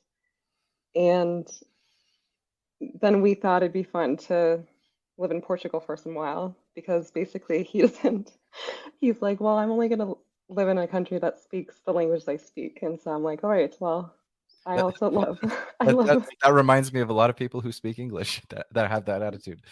yeah. Yeah. I mean, I think he It's a just, good philosophy. I mean, it's a consistent philosophy, at least. Yeah. yeah, yeah. And it's not like, it's just not his thing to learn languages, although he speaks English fluently and he like had to go through the trouble of learning English. But um, I actually told him to scoot over like last week, and he was like, "Scoot over." He's like, what do you mean scoot over?" And I was like, "What? After like 8 years, you don't know what scoot over means?" There reminds me of there's a TikTok that's like that I see sometimes, or maybe an Instagram reel or whatever it is, where it's someone with an Italian spouse, partner, or boyfriend, where she'll say something. And he's like, what do you mean by that? And it's exactly that kind of thing. Idioms in English that completely confound, or even saying things that are bastardized Italianisms like cappuccino or Americano or Yeah, whatever. And then yeah, the Italian partner is incensed and annoyed that there's some stupid thing that English people say in English that's wrong or what have you. But anyway, I yeah, digress. yeah. So you That's what true. was your when did you go to Brazil the first time, and where did you go in Brazil? Because it's a big place. Yeah, yeah. It's a huge country. There's like 26 states, if I'm not mistaken. Um, I don't know. I Yeah, should probably know that if I'm gonna get a. it sounds right. I'm I think picturing there's. it in my mind. I'm picturing a map of all the borders, and I count 26 in my mind's eye. So I think you're right. We'll put Yeah, it in but the there's show notes. um like, but the states are massive. Like, the states are the size of Texas, if not bigger. Like, they're really big. There's a lot of states, and they're not like the U.S. size states. Anyways, so yeah, Brazil is a huge country.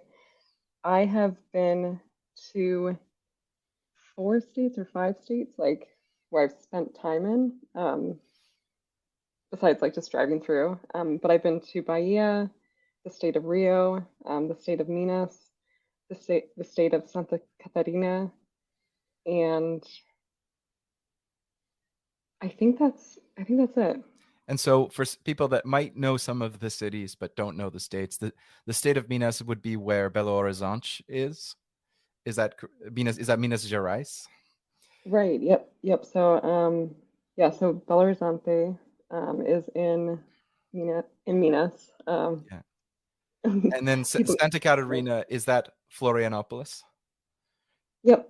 That's right. Okay, because I Yeah. think and probably more people know about Florianopolis now Hmm. than Belo Horizonte, but I still think many people don't know many Brazilian cities outside of or aside from Rio and from São Paulo. Oh, and I've also been to the state of Sao Paulo, and Okay. then Sao Paulo is also the the city.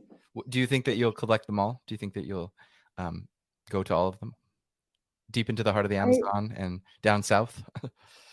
I think I probably want to make that a goal. Yeah.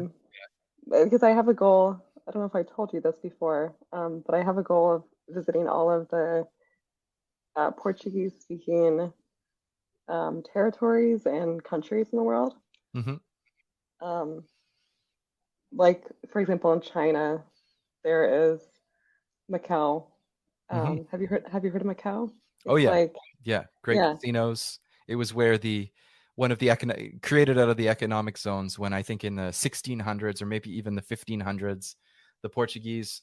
If we think about all the Western European countries and Northern European countries going out with their new fancy ships and colonizing, one of the things that happened was the Portuguese went down the coast of Africa and went east, as well as going to Brazil, but they went down and right, east, and so you have Goa in India and various some island nations in Africa, and then Macau all the way in China, yeah, where the Portuguese influence, where the Portuguese made their influence, and I think it was a special economic zone for hundreds of years. Maybe it still is. I guess I think it still is.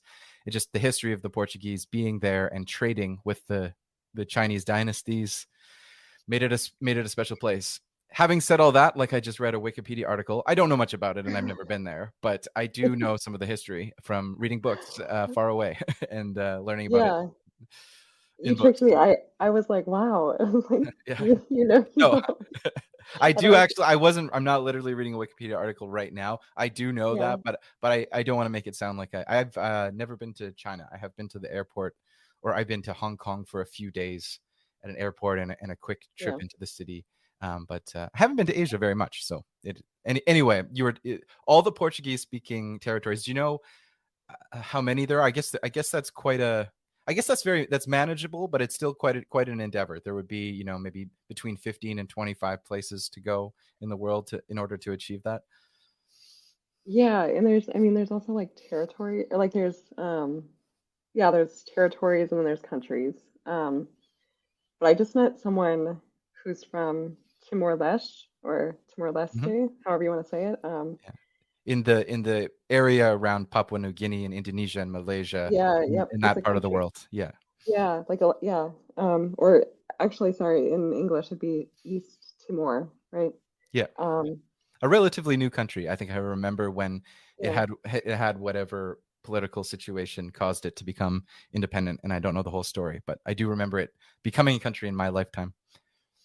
Yeah, yeah. So I think so. This guy I met the other day, actually, here in Portugal, he was telling me that a lot of the people there don't speak Portuguese, and I always thought that the Portuguese colonized and and the people spoke Portuguese there, but I was just surprised to learn that they actually don't. He doesn't speak Portuguese, and he said that a lot of the people there don't speak Portuguese. So I don't know, just So fun fact. you crossed it off the list. Doesn't speak Portuguese. It's off Yes, the I'm list. like, oh, It's I'm like, like, no, phew, no, that's easier. yeah, It's like it's you're up. getting one chore off the list. So Yeah, oh, you're, one less Portuguese speaking country. That makes it easier as you're rubbing your hands together. Um, yeah. I guess there's to do. I'm gonna try and do what I know, and it's not gonna be I close to the full list, but there would be Cabo Verde in the mm, islands off the coast of Africa. Is Mozambique in Africa? Is that be? I think that's one of them. Maybe yep, Angola. yep, I'm Angola, I'm putting myself Mozambique. out there if I'm wrong about this and displaying my ignorance, but I think that those are a few of them. And then of course, there's some great neighborhoods. Like in Vancouver, there's some around Commercial Drive. There's like a Portuguese speaking neighborhood. So if you're including countries, territories, and neighborhoods, you'll have a long list of places to go, especially in Portuguese parts of cities across the world. Um, I'm half joking, but there's probably some fun places to go. Yeah. Little Brazil towns, and there's uh, Honestly, there's Brazilians everywhere. yeah, That's one of the things that I've learned ever since. I don't know if it's like the phenomenon where if you have the car, like you have a red car and you see that car everywhere. And so I have a Brazilian husband, and so I see Brazilians everywhere. yeah, But I really think that there's such a huge influence, especially of Brazilians, because there's so many Brazilians, um, and they just I see Brazilians all over the world. So Yeah, in yes, fairness, there are a lot of them. There are hundreds of millions of them. But what I find, let's talk a little bit about Brazil. What I found yeah, interesting, I've yeah. been there a few times, and as a foreigner, of course, you learn about what the norms of a region or a country is. And one of the things I think that silly North Americans, ignorant North Americans think about Brazil, maybe just from the osmosis of going to Europe and being, for some people, having some experience in Spain or France or Croatia or Italy, in various Mediterranean or Latin places in Europe, or even in Mexico and Cuba and the Dominican Republic, where there's often, everybody speaks Spanish and some English, or some people might speak fluent English, some people might not speak English, but there's always Spanish and some English in a lot of these places, Mexico, Spain, certainly in other European countries. And then you get to Brazil, and it, like America, or I imagine Japan or Russia, or a really big country with hundreds of millions of people, it's not like, oh, and then they know English as a favor to all the people that speak English. It really is a Portuguese speaking nation. End of story. And of course, there are certain people probably in certain jobs in certain parts of society that speak English, but you can't just sort of make your way through it like you're backpacking through Europe. That was my experience. You need to know some Portuguese. You will need Portuguese to speak with people. End of story. They're not gonna, necessarily, make it. I've only been to Sao Paulo. I think I'm trying to think, but that's it. I've only ever been to Sao Paulo for a meeting, and that's it. So maybe you have more experience with different regions, but even in Sao Paulo, which I expect is this, it is a big metropolis. I didn't find that most people knew English, even yes, no, left, right. They didn't understand, and I needed to, of course, come to their world and speak Portuguese. So did you experience that? Is my impression incorrect, and does that match your experience?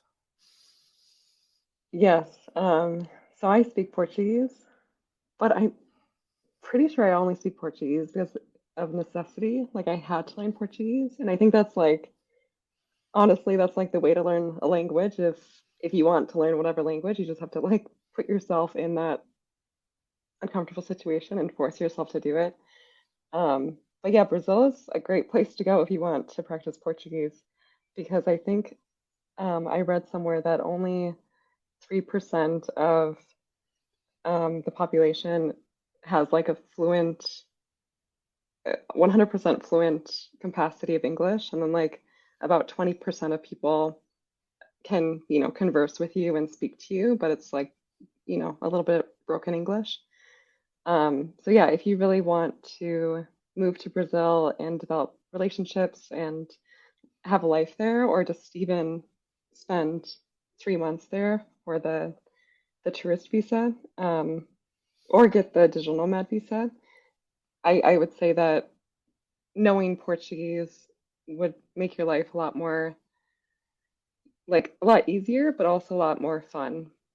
Did you know any Romance languages or Latin languages before Portuguese, like French, Spanish, Italian, or was it totally, cold start with learning Portuguese from scratch when you got there? So yeah, I actually learned Spanish before I learned Portuguese, which yeah, helped a lot. I lived in Peru for 1 year during university, and so like what I told you before, I really just like I don't know how my parents let me at the time, but when I was 19, I was like, Mom and Dad, I want to live in Peru for a year and study there. And so I just moved to Peru and lived there for a year and um yeah, I had to learn Spanish and Yeah. then You said during university, and I just noted that because as I'm Canadian, and I feel like that's the first time I've heard an American say during university. When I'm as a Canadian, when I talk to Americans, I feel like it's just this thing where there's little things that are different, and everyone's saying like during college, I was in college during college, and And so it's just funny to hear you say during university. Is that that flows off the tongue normally? So maybe I'm just crazy, but I'm like I'm having like a linguistic moment where I feel like I haven't heard an American say that. People in the UK say uni. In Canada, we say during university, and then in America, they're like back in college. Yeah. You're like, So hold on. Oh my wait God. a second. Stop. Yeah. Um, So so sorry. Go ahead. I was just gonna say, I think yeah, so I say university, and so one, first of all, I think it's for like for people who are not native English speakers to understand me better. I see. Just like I think I've been traveling around a lot that I just have gotten into the habit of saying things like that. But also because of, yeah, in Spanish they say you can say uni or yeah, universidad. Yeah. Universidad or uni, Yes. like the Yeah. Brits. Yeah. In Spanish, or sorry, in Portuguese it's faculdade, so it's completely different. Mhm. Um, but yeah, I think just say that because of, Yeah. you know, global understanding better. So you've spent time in Brazil and you've had a good time there, and moreover, you're married to a Brazilian husband. What has your experience been now? If we think about where you're at in your journey to see every single Portuguese speaking neighborhood in the world and territory and country, what did you find? So it sounds like Brazil was first, and then Portugal. You've been to Port. You are in Portugal, but you've been to Portugal after Brazil. So it was Brazil then Portugal that you experienced, or does that is that Yeah. the right order? Yep. Yep. So yeah, so I married my husband 5 years ago, but the first time I came to Brazil, I think was in 2016. Um, and maybe that's also where the interest in working remotely started as well. I mean, ever since living in Peru, and I also had a German foreign exchange student during high school, ever since like those experiences, I was always curious about traveling. Um, but yeah, in the last recent years, we started working remotely because we started working in technology. Um, and your question was, I'm so sorry, I forget what you That's were okay. asking. Just yes, yes, yes. What I was asking was, um, well, actually, I haven't asked the question yet. I was leading into it, but basically confirming that you're in Brazil first, and then Portugal came later. What I hear is that it actually sounds kind of rude sometimes when people are talk about Portuguese in Portugal, and you'll hear people say things like, "Oh, you don't want to learn Portuguese from Portugal. It's awful, and the Brazilian accent is better." And I'm always a bit skeptical, like who come on, like I have been to Lisbon in the last year or two. I've been to Lisbon for the first time, and I mean it sounds different, and it definitely has a distinct accent. So I'm always people have these opinions like that, and I was just curious. I assume you speak the Brazilian genre of Portuguese, and I was just curious how what it's like being in Lisbon. Does it feel like you're listening to this foreign tongue that's abrasive, like some people say, or is it just a different flavor of a language that where people could learn either one if they wanted to? So I think you can learn either one that you want to. Like it's not, I think it's just easier to learn Portuguese in Brazil from my experience. Yeah. Because at least for me, like when people look at the blonde hair that I have and the blue eyes, they don't assume that I speak Portuguese, which is 100% normal because there's a lot of tourists in Portugal. Hmm. Um, so I think learning Brazilian Portuguese, you just have a lot more practice because a lot of people don't speak English in Brazil, and so you have a lot more conversation partners, basically. In Portugal, I speak Portuguese here, and I speak to Portuguese people, but um, because I already know Portuguese, it's easier. Like I think if I was learning Portuguese here, like some of my friends are learning Portuguese in Portugal, I think it's a little bit harder just to like start the conversation. Um, because like if you don't have that base, Mm-hmm. you know, of like conversation. Like you don't know how to have a basic conversation. It's just harder to like get things done, to make transactions when you're Yeah. also trying to learn the language. So I think they're both fine. I think it's just harder in Portugal, unless if you live outside of Lisbon, maybe in I'm sure like in Braga, which is like a city in the north, they don't speak as much English, or even just like, cities that are farther from the bigger cities like Porto or Lisbon, you can Mm-hmm. probably find a lot of practice. You were mentioning that when we were talking about the passport that you might have been choosing between Brazil and Portugal as a place to stay for a long time. How did that calculus go in terms of evaluating these two places that both speak Portuguese? And it sounds like you're leaning Portugal. What was the criteria, and how did you decide what to do, or have you decided conclusively yet?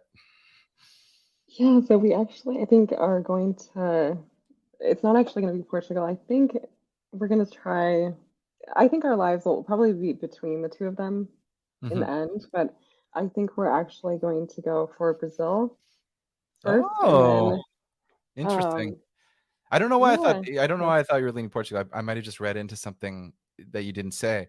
But yeah, I think you hit on something that's quite common with remote workers, digital nomads. It sounds like something only the super rich could do 20 years ago, but it's more and more common now for, you know, regular folk, middle class people, whatever you want to call it. Remote workers, digital nomads that don't have billions of dollars can still maintain a base in two or three places, as they call it. Sometimes, renting or just switching between Airbnbs, and sometimes getting real estate if people have been able to, um, save up for that kind of thing. But yeah, yeah, it's definitely more possible now to have a base in two places, even if you're not a billionaire, or a multi-millionaire.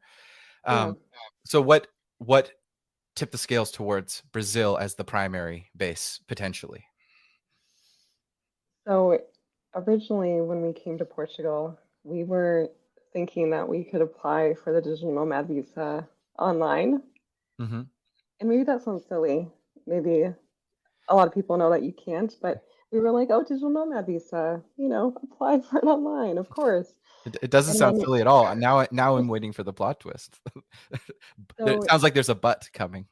yeah, so you can't apply for the digital nomad visa online.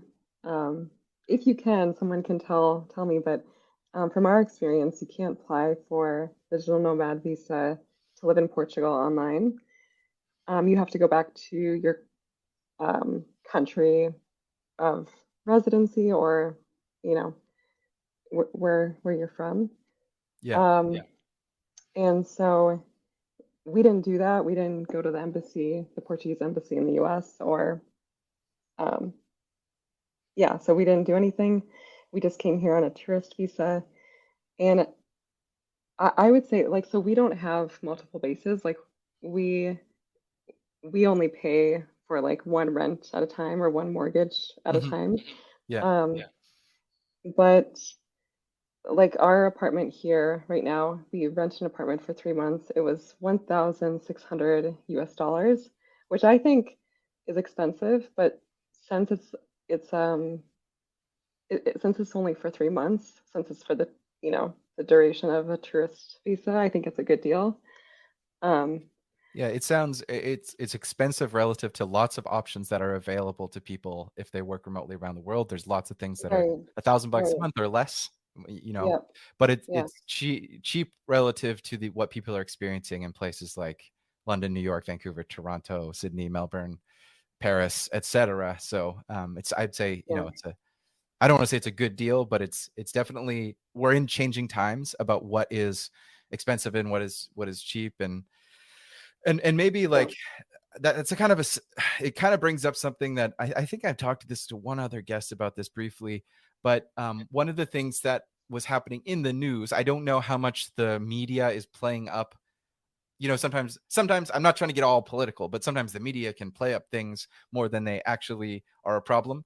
But it has come up that someone has decided to run with the narrative and genuinely report on sightings and instances of locals in Lisbon uh, creating, anti-digital nomad um, messages. Yeah. Graffiti, Right. digital nomads go Yeah. home, just Yeah. doing interviews and saying, we don't want Yeah. you here, specifically because there is there's an increase in real estate prices in Lisbon, as Yeah. there is in all kinds of different cities across Western Europe and North America and other places. Um, there's been a run up on this kind of thing in the last few years, especially while money was at 0% interest rates. Long story short, my Yeah. personal belief is that it's not digital nomads that's causing the increase in real estate values proportionally to the hate, but it's a genuine political message that has gotten out there. There is a maybe growing anti-digital nomad movement. Have you experienced any of that or seen any of that beyond? I've seen 3 headlines. I haven't experienced it Yeah. myself, but I haven't been traveling as Yeah. much there. I was there in April at the conference we were at, and I didn't see, of Yeah. course, didn't see much of it. Yeah. What do you think about that? So I think it definitely factors into our decision to move to Brazil or to live in Mhm. Brazil.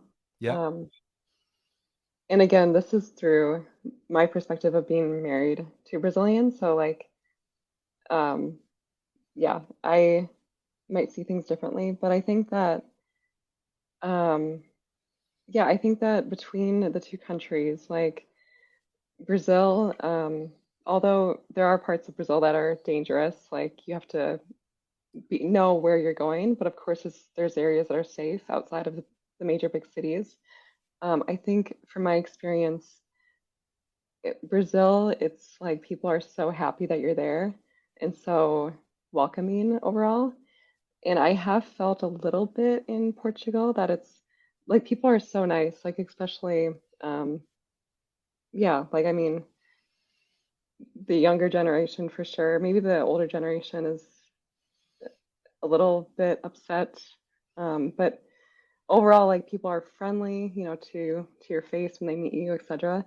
But I would say we don't have any good Portuguese friends right now, and maybe that's just Hmm. our own bad. We mostly have other friends who are foreigners living in Portugal that are here.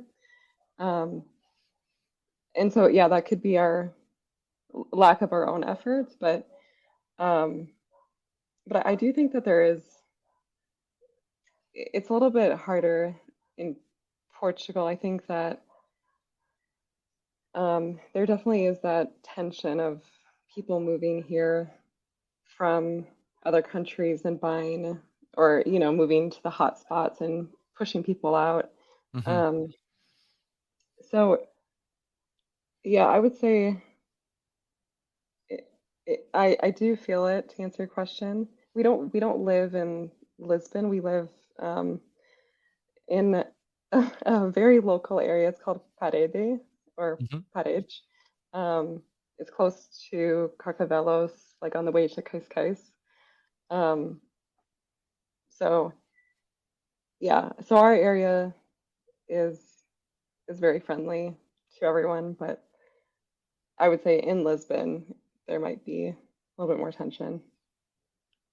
So maybe as we get close to wrapping up here, the future indeed maybe in Brazil.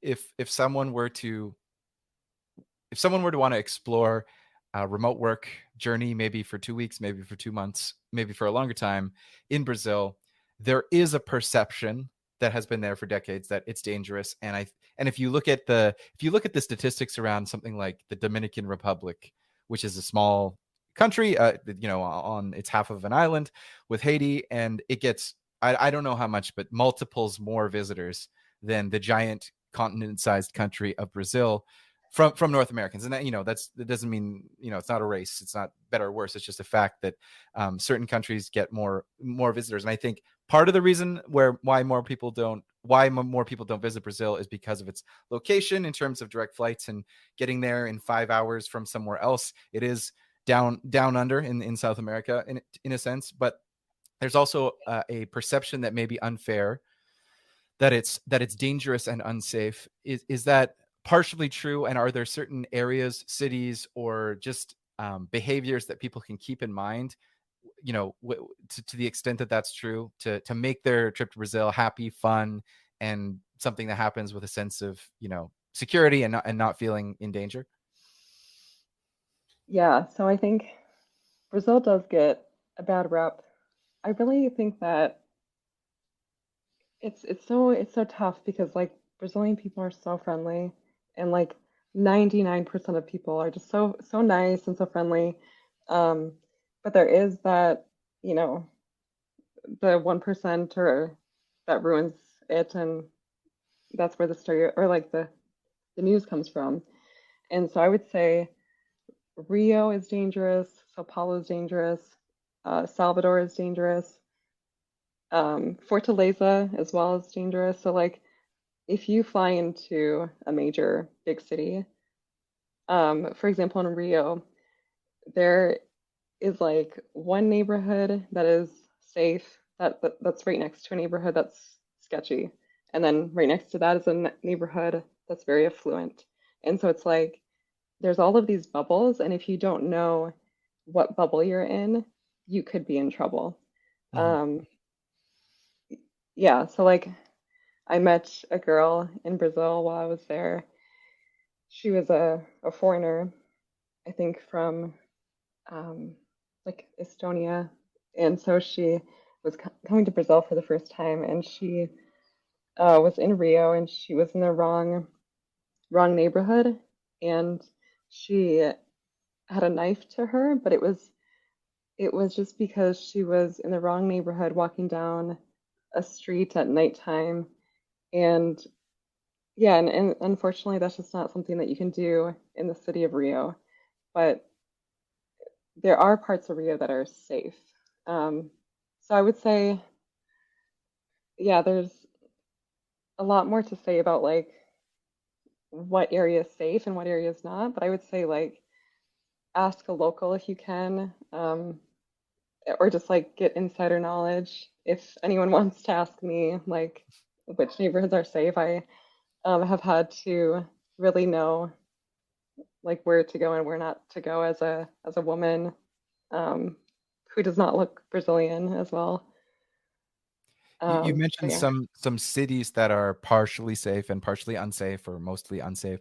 Are there yeah, entire cities or areas where the majority of the city is considered safe?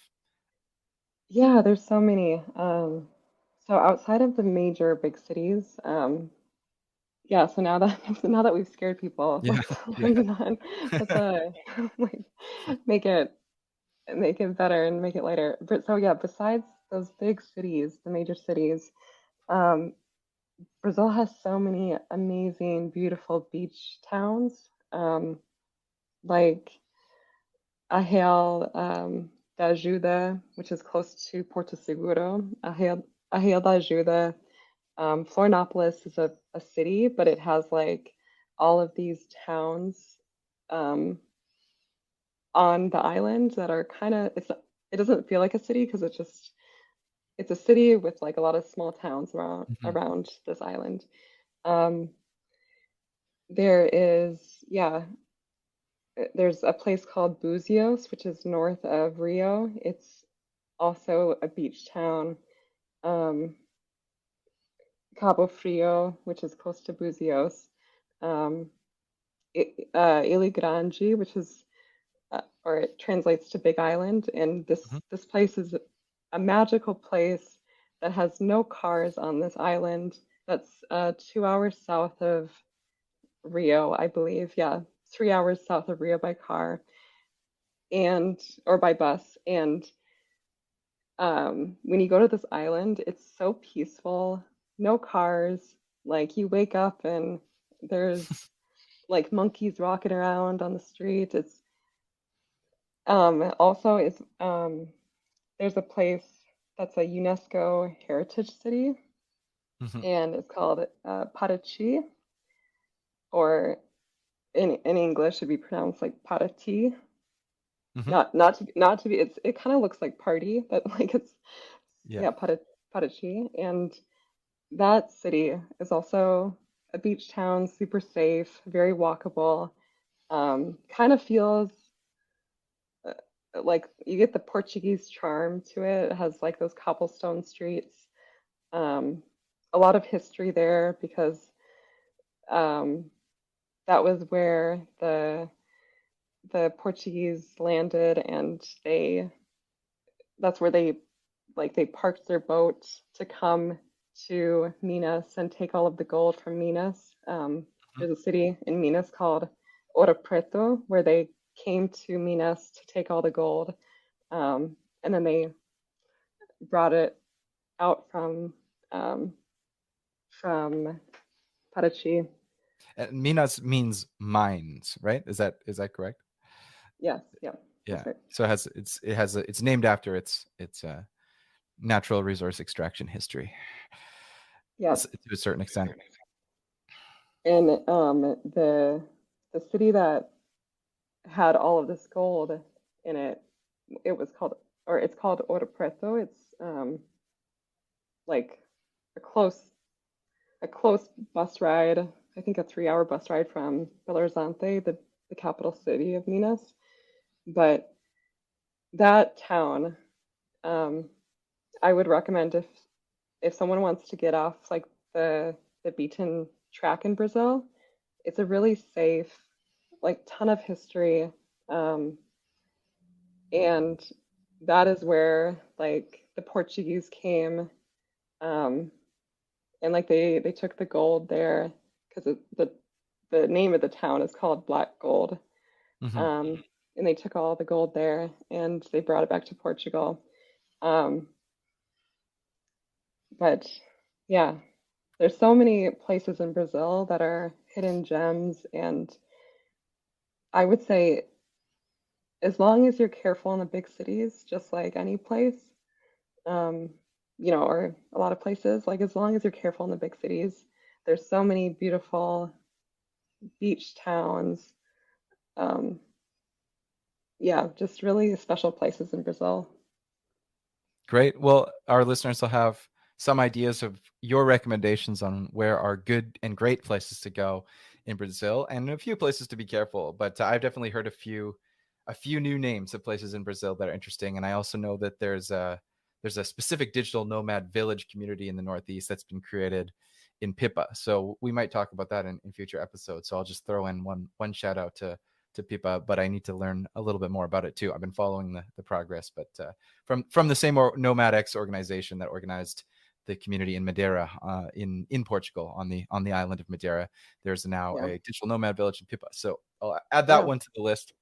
yeah, And yeah, Ali, it's been yeah. great talking to you. We'll add some contact information if people want to follow your work on the internet. We'll add that to the show notes. And yeah, it's been great. Thanks for coming on Remotely Serious. Yeah, and if anyone has any questions about Brazil, I would be happy to, give more um, detailed information because I'm actually in the process of deciding whether to get a digital nomad visa in Brazil or the marriage visa. So there's just like a ton of information, and the bureaucracy in Brazil is a little bit complicated sometimes. So if anyone has any questions, they are welcome to reach out to me. Great. We'll add some info on how they can do that to the show notes. So thanks so much, Ali.